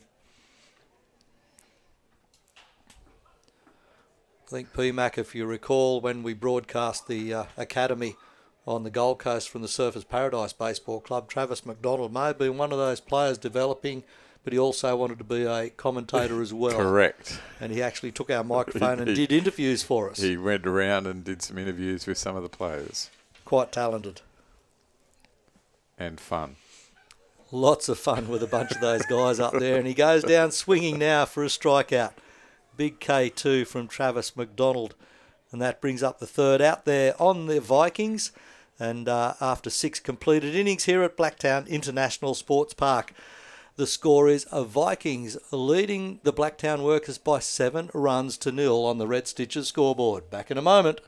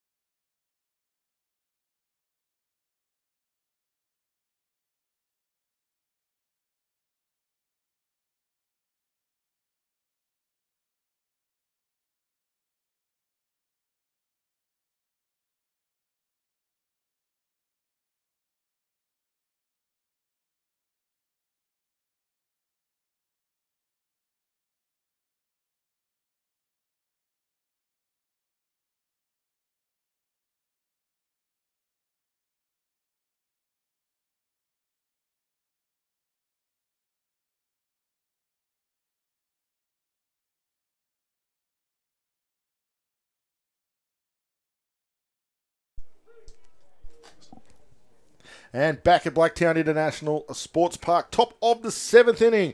The Workers with a little bit of that work to do. They trail at 7-0 here on the Red Stitcher scoreboard, leading things off Josh Strong, and he pops it up again. This will go to the shortstop, Jacob Eunice, and a comfortable catch for Eunice for the first out here in the top of the 7th. And hasn't had a great night with the stick, Josh Strong, tonight, unfortunately. He popped out to the pitcher to start things off, grounded out to shortstop, and now pops out to the shortstop.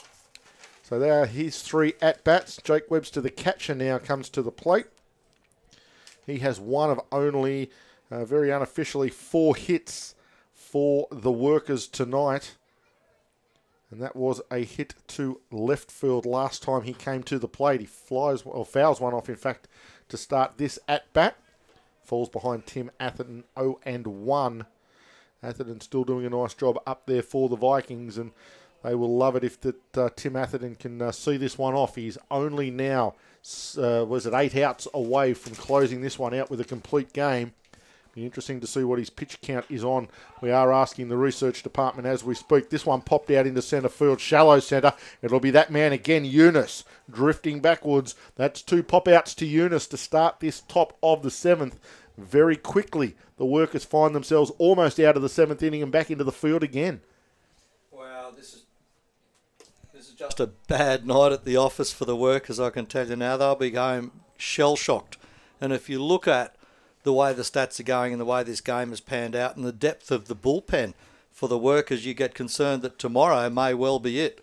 It may well end in a 2-game series. Yeah. I can tell you that thank you to the scorers and to Janine next door. 91 pitches Tim Atherton is currently sitting on. What and we are almost finished through 7 innings.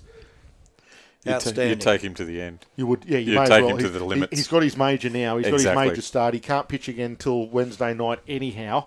So you may as well push him as far as you can go and try and get a complete game out of him. Maybe have your closer on standby for the ninth inning if required. Yep. But you would certainly pitch him the 7th and 8th innings and run it out. So now quickly behind 0-2 is Ben Martin. And Martin himself is 0 for 2 tonight. Grounded out to second base and had a fielder's choice for his 2 at-bats. Finds himself behind 0-2. Fastball revved up by Atherton but missed up and in. And Martin's had a bit of work to do in the field as well, out there on the left side. So Atherton, will he go to his coveted strikeout curveball now? I would imagine probably so. No, he goes fastball again, up and out this occasion. Set up pitch. 2 balls, 2 strikes. Maybe just trying to get him to chase that high fastball, just going up the ladder ever so slightly. But now... And then throw the curve on him. Now you come to that curveball, break it down across the plate, have him swinging at nothing. He goes for it and it's fouled off. So a good piece of hitting by Martin. Inside on the hands as well, that one. Hanging in there. That ball comes back onto the field, so we'll have to wait for Mitch Simon to retrieve that out there and toss it back to our third base umpire, which is Jerry Cobb out there. The umpire's done a good job tonight, been very quiet, very inconspicuous, which is what you want from your umpiring panel. Good job all day by all of the umpiring crews. And a swing and a miss on that breaking pitch from Atherton. And as quick as you like, we're done here in the top of the 7th inning. And from my counts on that, there was another 4-5 pitches. So we got him at 96 pitches through 7 innings, Tim Atherton. So really dealing the damage for the Vikings. We're at the 7th inning stretch part of the baseball game. On the Red Stitcher scoreboard, we can see the Vikings leading at 7-0 over the Blacktown Workers.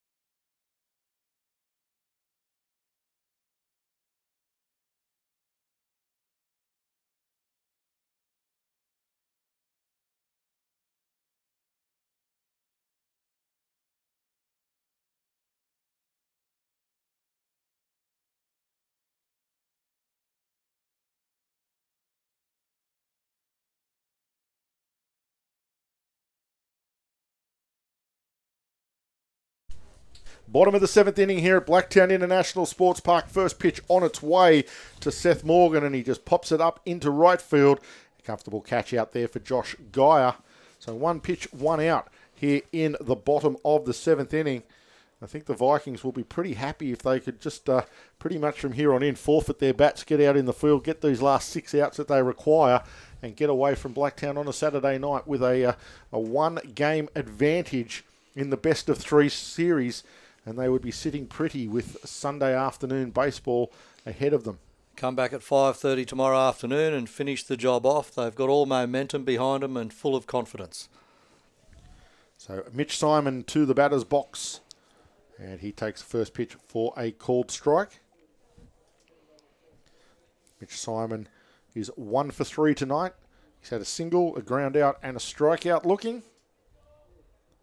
Takes the first pitch for a called strike from James Roberti. Reaches back, fires another one on the outside corner. 2 good pitches from James Roberti to get ahead 0-2. Now he just needs to work that curveball. He's left it hanging a little bit in the previous innings. And he find a way to work it to the outside edge, maybe low and outside. get Simon swinging at it. No, goes fast ball, but loses it up and in. Yeah, very loose, that one, way up high. Count to 1 ball, 2 strikes. There's a little bit of action in both the pens. The Vikings just sent their boys up and have started stretching, and Blacktown have a player actually up and throwing. That one's in the dirt. 2 balls and 2 strikes. I'll whack the binoculars up, see if I can find out who it is actually throwing up there reasonably hard for Blacktown. Looks like a fairly young player. 30 or 38. But we'll get back to the main game and we'll worry about that in a moment.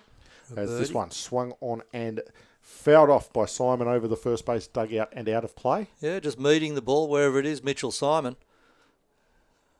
And lets that one go. Not too concerned, just keep making contact with it. He's got a good knack of fouling them off when needed. That's what he does here. One out here in the bottom of the 7th. Pops that one up. Mitch Simon goes down the right field side. Does it go fair? Yeah, yes, it is. does. It's fair. But it goes into the glove. And one bounce into the bullpen. It's gone into the bullpen down there for the Vikings. So it will be out of play. It will be a double. It will become a ground double. Or you can't call it a ground rule double because it's the same at all grounds. It is just a double because the ball bounces in the field of play and then travels into dead ball territory. So he will get a second base. And Simon will stand at second base now with that base hit. So Vikings on base yet again in this game. They lead by 7 runs to 0. It's a huge buffer. And there's no way that the Blacktown Workers will be able to make that up. We all know that. And we're back to the top of the order through Trent D'Antonio for another batting display, I suspect. His last appearance off the batting of Roberti, he was the 3rd out with a fly ball to the right field side. It looks like it might be number 38 down there warming up, which would be Dylan Clark for Blacktown as D'Antonio hits this one to right field. It's a chance. It's going back. Oh, caught against the wall. A great catch, Josh Geyer, up against the wall. And the runner from second base thought it was over his head and gone. He was rounding third and heading for home. He'll be out at second base because he hasn't tagged up. I didn't see the right field umpire call a catch. He certainly has called a catch, but the runner did tag. Obviously, he must have tagged. Obviously, he tagged. I was watching the catch, to be honest, and I thought he was rounding third and heading for home. He obviously tagged up there, Mitch Simon, and then went to third base. But I was intent on the catch by Geyer, a great catch against the wall. I wasn't sure if it actually struck the wall first, in which case it would have been safe.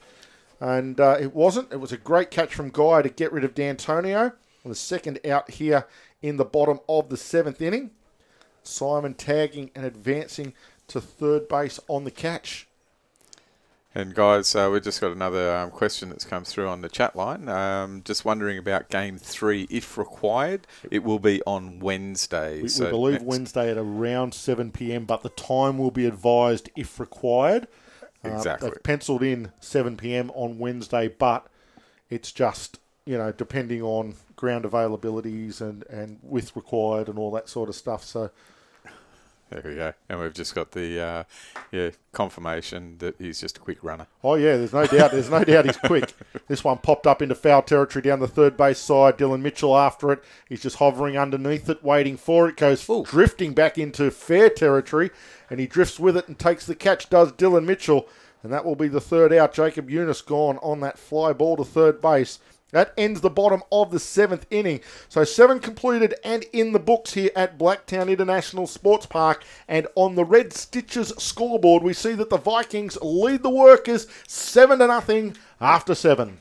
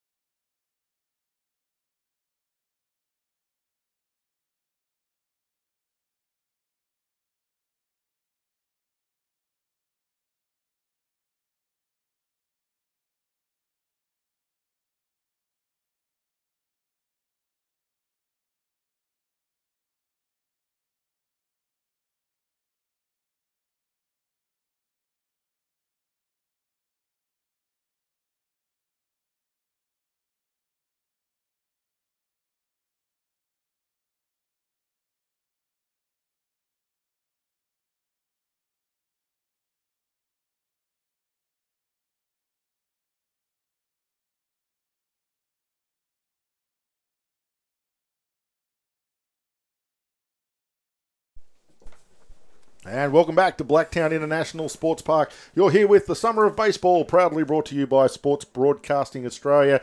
Big Cam here in the middle, Harrow to my right, P-Mac to my left. A couple of little changes for the Canterbury Vikings as we head to the top of the 8th inning.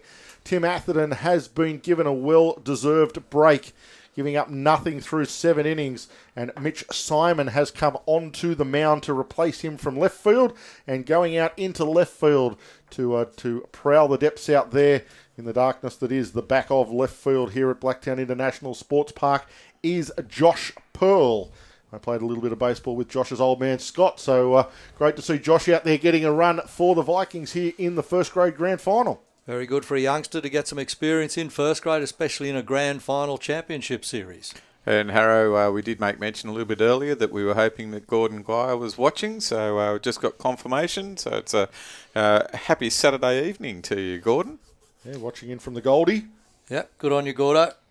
Enjoyed the coffee we had that day too long ago. Jeremy Beck in the batter's box for the Workers. Simon finds a second strike on him. 1 ball, 2 strikes now. Mitch Simon has on Jeremy Beck. Mitch Simon having thrown 4 innings in relief during the regular season for the Vikings. This one hit hard towards third base. Scooped up beautifully by Soren Hansen. He gets it across to first base. The throw not fantastic, but well taken by Seth Morgan, who applies the tag to get the first out there at first base. It's a good tip there for any young guys that are actually watching the game there. You would have seen the tag because he well and truly covered the ball with his bare hand to make sure that it wasn't going to come loose.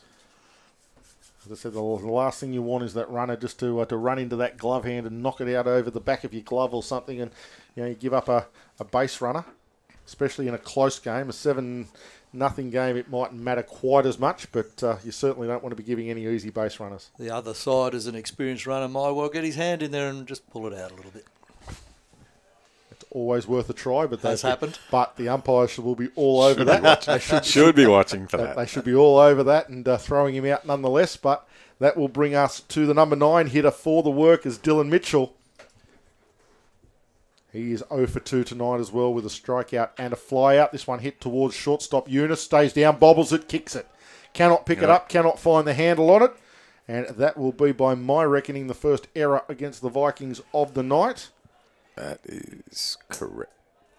I can't see no, they've actually... they've erred somebody else somewhere along the line. So they have actually been charged with 2 errors, Cam. I can't see another error anywhere on my score sheet, but that be it as it may. Dylan Mitchell gets aboard, and there is still hope for the Blacktown Workers. They are down to 5 outs. It is a long, long way back, but there is a little bit of light at the tunnel. Change of pitcher always changes a game, somehow or other. It's just a different look. All of a sudden you get a different look. You've struggled with the one pitcher. All of a sudden you get a slightly different look, and it brings back your confidence as a hitter. Tim Atherton absolutely dominant tonight. Hornestage, the lead-off. He's in the batter's box. Shortstop for the Workers. He's an import that came a little bit later in the season for Blacktown. Takes one straight down the middle for a strike. 2 balls, 1 strike now on Hornestage. As at first base, Dylan Mitchell looks to try and maybe get around. He's 4 from 4 in stolen base attempts this season. Has made all 4 attempts. So he would be some sort of threat on the base pads. There's a second strike called on Hornestage. 2-2 the count. Simon looking for his second out here. Goes through the legs of Guy Edmonds. Gets to the backboard. And that will allow Dylan Mitchell to advance fairly comfortably to second base on the wild pitch. And the count to full to 3 balls and 2 strikes on Hornestage.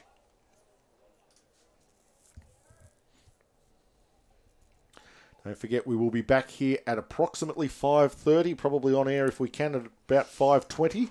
I will be on air for the second grade. We're doing the second grade I forgot game. the second grade grand final is on tomorrow.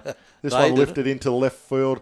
Regulation fly ball out there for Josh Pearl, his first involvement in the game. And well caught as well by Josh Pearl. Does it well, catches that, returns it in.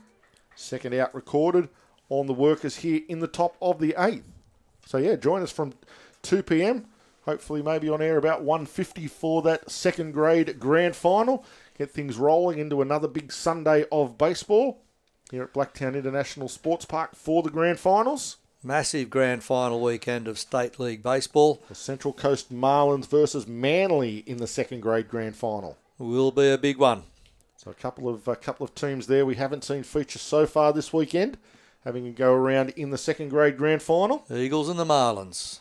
And the good thing about the competition, Cam, and Harrow and I were doing a little bit of research earlier, and 7 of the 9 clubs have actually been represented across the grand finals. Well, there you go. That just shows you that there is a wealth of baseball out here. Still going strong at the State Baseball League. Certainly is. 3 very strong clubs. And some going through development stages as well. We see a lot of those players in the under-18s today. They're coming through the grades and they're all very talented players. So Josh Geyer in the batter's box now. 1 ball, 1 strike is the count on Josh. They're 2 away and a runner at second base in the form of Dylan Mitchell. But they trail by 7, the Workers. They are down to 4 outs to try and find some way, some miraculous comeback. The way that the Vikings are playing and pitching in particular, they may not allow the Workers anything at all tonight as Simon finds another strike on Josh Geyer. 1 ball, 2 strikes. Yep, foul tip. Sidearm action of Mitch Simon on the mound. A very different look to Tim Atherton that they saw for the first 7 innings.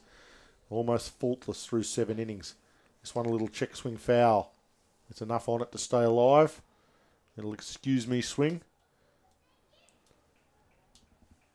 And Josh just fouls it back to the backboard. Goes for a little wander. Gathers himself. I'm impressed with the way the field was presented today. It was well protected last night. We mentioned earlier about the MacArthur Orioles putting the covers on last night before the rain came. 1-2 pitch. Just misses inside. Mitch Simon thought he had him. He waited there for a long time. Wasn't to be. Inside, 2 balls, 2 strikes. And it was good that that club did it, though. I mean, they're not even in this first grade grand final. You think the first grade guys would have been down here making sure the field was good, right for play. But it was the second grade, one of the teams from the second grade. This one, towering high fly ball is shallow centre field. Back is Eunice. In comes Chant, Eunice, Chant. They mess it up in the end, and the ball just hits the deck. Nobody ended up getting it. And the Workers, they have a run on the board. Wow. They left it late. Heartbreak Hotel. Dylan Mitchell crosses the plate. Be interesting to see whether that scored an error or a hit. Surely it's probably going to end up going down as a hit. It'll really go down for a hit for reasonable effort. So it ended up out in centre field. Picked up by the shortstop. And Josh Geyer. It was the shortstop that came up. So was that a double to 6? Probably will be because it was up there. If it's not an error. It was up there for an awful long time. And the shortstop came up with the ball. You called it PMAC, double to 6. Yeah, I don't know whether I'd actually give it a double or I might give it a single and what? Fielder's choice. I wouldn't They threw the ball to second. I wouldn't be comfortable giving that a double. Well, as I said, it hung up but there. Hung up there forever. Technicality, I know. Yeah, I'll see what the scorers have to say. You're not allowed to. That window's closed. It says please proceed to the next one, so I can do that. Duck around the front. I'll duck around the front. So Alex Howe in the batter's box now, trying to keep things going for Blacktown. Get a little bit of something happening. They've got 1 on the board. Can they increase it? This is a hard hit ball to right field. It's going to get over the head of Travis McDonald. 1 hop to the wall. So run number 2 comes in for the Blacktown Workers. It's caught up in the signage out there. Going to 3. He's trying to get them to stop the game. And they're not going to stop it. They're going to play it out. It got caught up in the Blacktown City Council signage out there in right field. But and he should have just not played at it. He put his hands up in the air, Josh Geyer. Out there is McDonald, Travis McDonald. Put his hands up and signalled that it got caught up. And then when he realised that nothing was happening, he had to throw it. And going around to third base will be if he goes after the ball, Alex the Howe. umpires are not going to stop the play. Exactly, and that's it. If he had stood there... And he eventually threw it back in. Yep. Stands there and throws his hands up. Bang, let the umpires make the call. Or no it becomes appeal. an inside the park home run, and then it's a debate as to whether it is or it isn't. Yep. As it is, it'll have to be scored as a triple. There you go, with a run scored.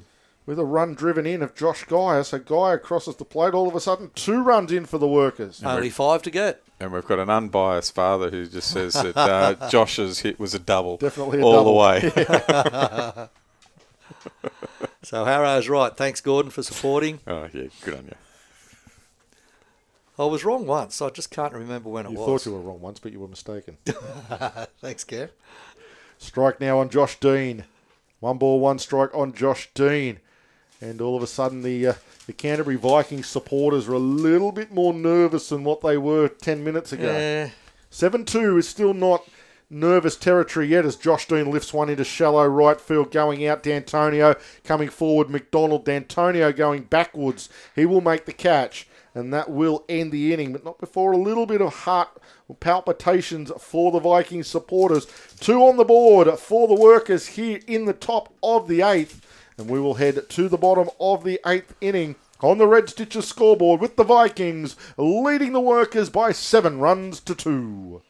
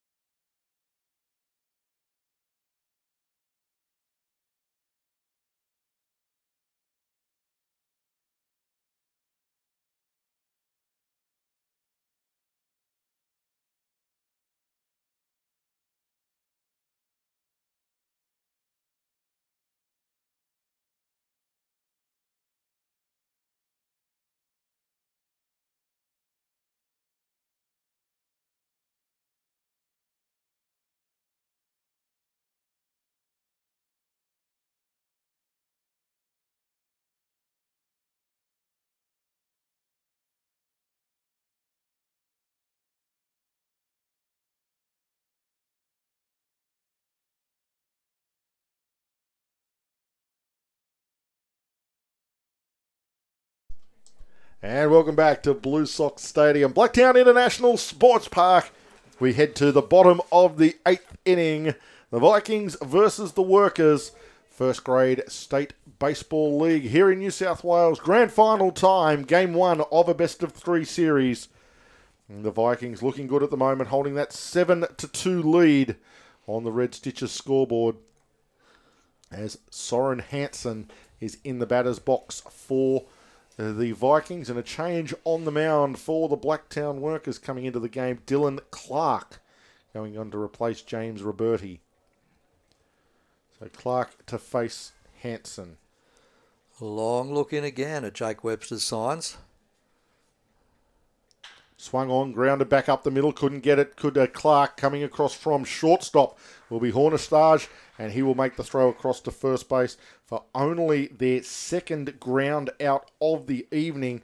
And we're in the bottom of the 8th inning, so it makes a pretty sore scoreboard for the poor old Workers when you're going, what's that, you take 3 outs off the end, 24, 2 more, 22. Yep. Of the 22 outs that they've had of the night or thereabouts, they've only had 2 of them being ground balls. Exactly. Surprising stat, Cam. There's only been 2 hit to the shortstop. 6-3 plays. There's only been 2 of them.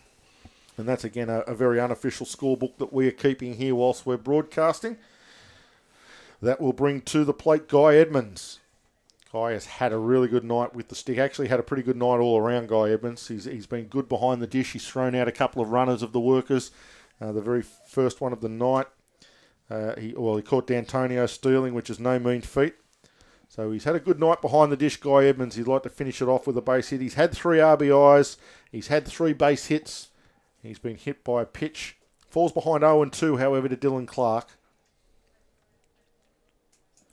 Clark just trying to get the workers out of here. It's been a disappointing evening for the Blacktown Workers Baseball Club. Swing and a miss from Edmonds. Nice pitch from Clark. That will make it 0-2. He took a lot of the pace off it, didn't he? It was an off-speed. It was either a slider or a bit of a curve. I certainly tailed away from him, Cam. But might have been it didn't look like he threw it hard enough for it to be a slider. So maybe it was just a change-up that had a tail on the end of it. Certainly didn't look like a hard throw. That's a curveball, and that is thumped hard, but it's going foul, going a long, long way. It was well and truly out of this ballpark. And, on diamond 3. I was going to say, thankfully for the Blacktown Workers, it was about 10 or 15 yards to the left, to the foul side of the foul pole down there in left field. That was certainly a curveball from Clark that just hung up, and Guy Edmonds all over it. Just couldn't put it into play. Now they look to be going to the outside corner. The 1-2 pitch, yeah, gets him swinging. He doesn't even worry about it, Guy Edmonds. He knows. It's been called on it, he checked. And the home plate umpire, Jason Spurway, saying to Guy Edmonds, I don't need to go to first base. I saw you swing at the ball, and I'll call it from here. Strike 3, you're out. Does Guy Edmonds ever walk away without never. remonstrating with an umpire? No. Never. Short answer. But there was nothing wrong with that. He definitely tried to swing the ball. Didn't matter if you were going to go. You could have asked all 3 of the umpires in the field, Trent Thomas, Nick Glazebrook, or Jerry Cobb, and they'd all would have said that Guy Edmonds swung at the ball. No matter what angle they're standing at. Correct. And they were all at pretty ordinary angles. They all would have said that he swung at it. Jason Spurway, the home plate umpire, just took that decision out of all their hands and said, you swung at it, Guy. Go and have a seat. At least, even though he has a word, at least he still keeps walking. Correct. There was in my mind, there was no doubt whatsoever he had a swing at that, and home plate umpire saw the same way and sent him back to the dugout. And there's clearly no malice in whatever he says either. No. Part of the game, Brady Chant, a man with quick hands. He was actually asking the home plate umpire to check first base. Usually you get the catcher and the pitchers asking to check up there. On this occasion, it was the hitter saying, check up there. Check up there for me. Just double check. Please. So Brady Chant to the batter's box. Had a double his last time on a hard hit ball to left field. Went all the way down to that Middies data and electrical sign down there in the left field on the left field wall.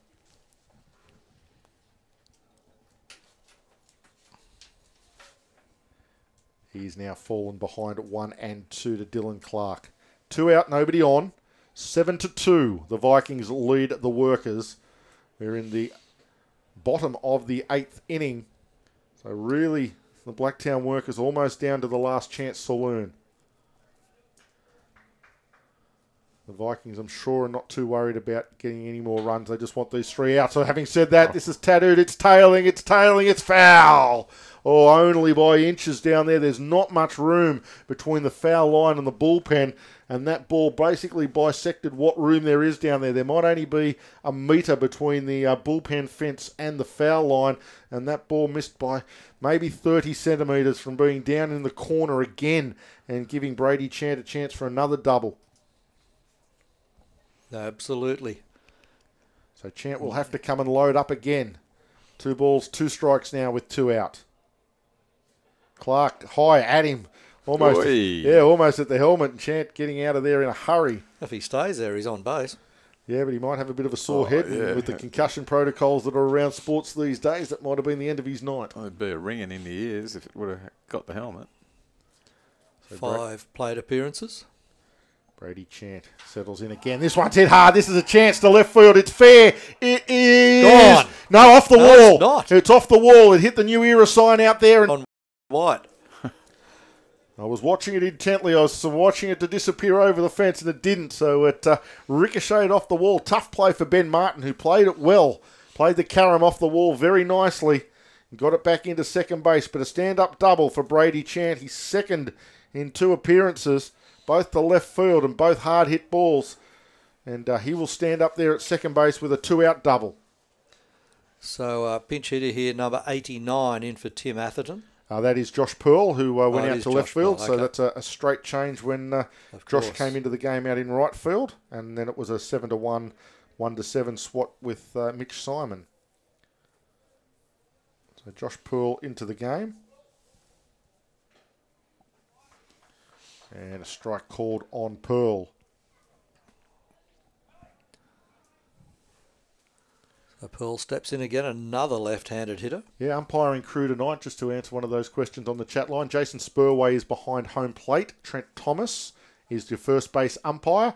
Nick Glazebrook is the second base umpire. And Jerry Cobb is the third base umpire. So a full four-man panel doing the grand finals here in first grade tonight. All having done a very, very good job throughout this game, as did the earlier game umpires crews. Pearl swings and misses. You can always say the umpires have had a very good game with their the fact that they haven't been really noticeable, that they've just done their job, done what they've had to do, and the game's rolled along quite nicely. Everything was very calm in the earlier games as well, and well managed. Oh, right on the outside edge, a great pitch from Dylan Clark. He'll ring up Josh Pearl on strikes, and that will do the Vikings here in the bottom of the 8th inning. No addition on the Red Stitches scoreboard for the Vikings. We will head to the 9th with it all to do for the Workers. They trail the Vikings on that Red Stitches scoreboard by 7-2 as we head to the 9th inning.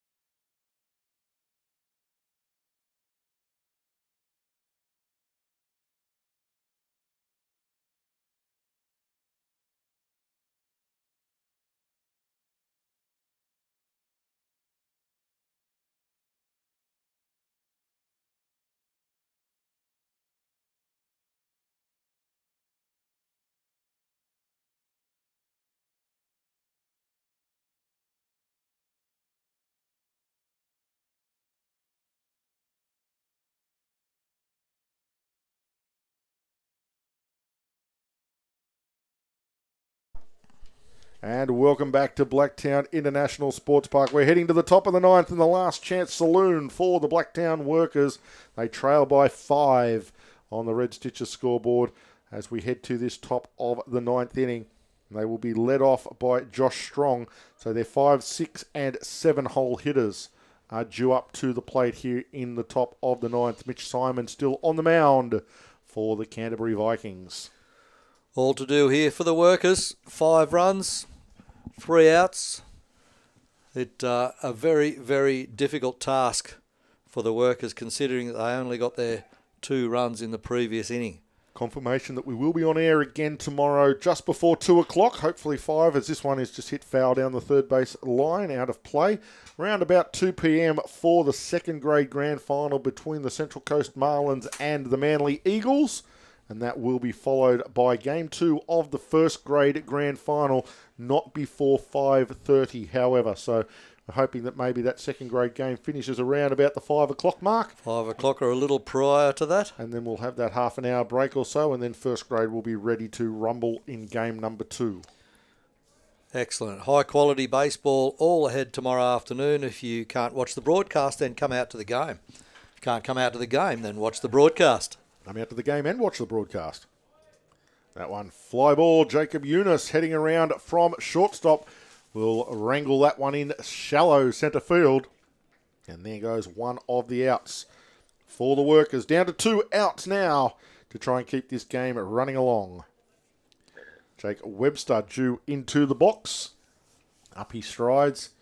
Having a little bit of a chat to Guy Edmonds as he gets ready to face Mitch Simon. First time he will have faced Mitch Simon tonight. And a curveball from Simon in there for a called strike to start things off to Webster. Catcher on catcher at home plate right now. Webster 1 for 3 tonight. Only 4 hits put up by the Blacktown Workers all night long, so has made it very difficult for them to get into this game. Simon misses low and outside. That one beats Edmonds.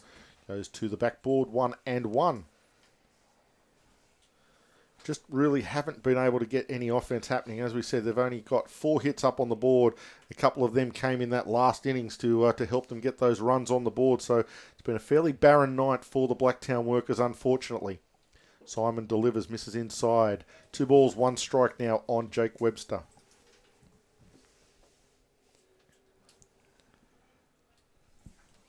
Requires a massive rally from the Workers if they're going to get it. Low and outside from Simon. 3 balls, 1 strike.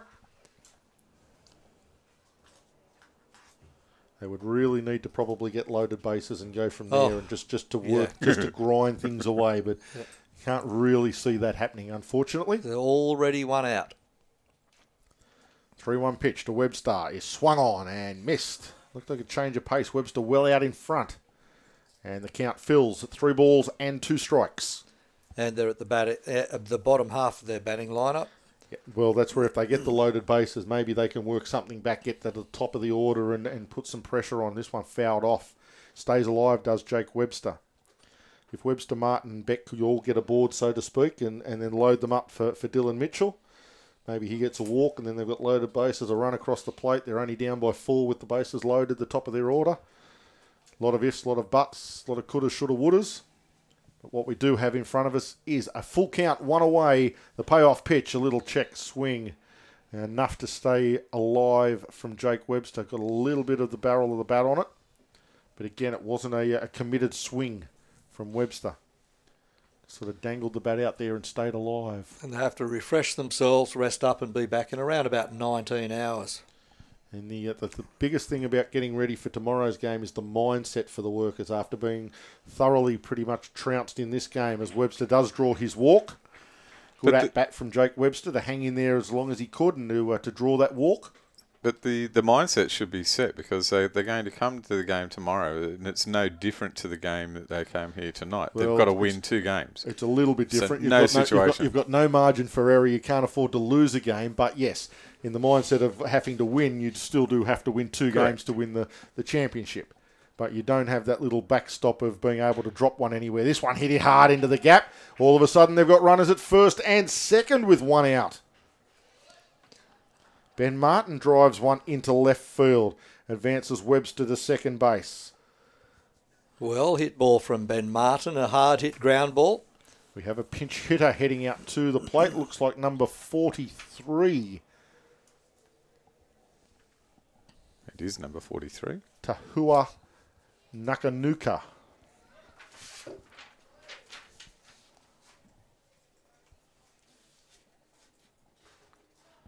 Nakanuku, yep. Taitua Nakanuku. Nuku. Nuku. There we Well, go. he looks like he's got the goods. So Nuku, the pinch hitter for the for the Blacktown Workers. I was watching the end of the 3rd grade grand final. Takes a called strike.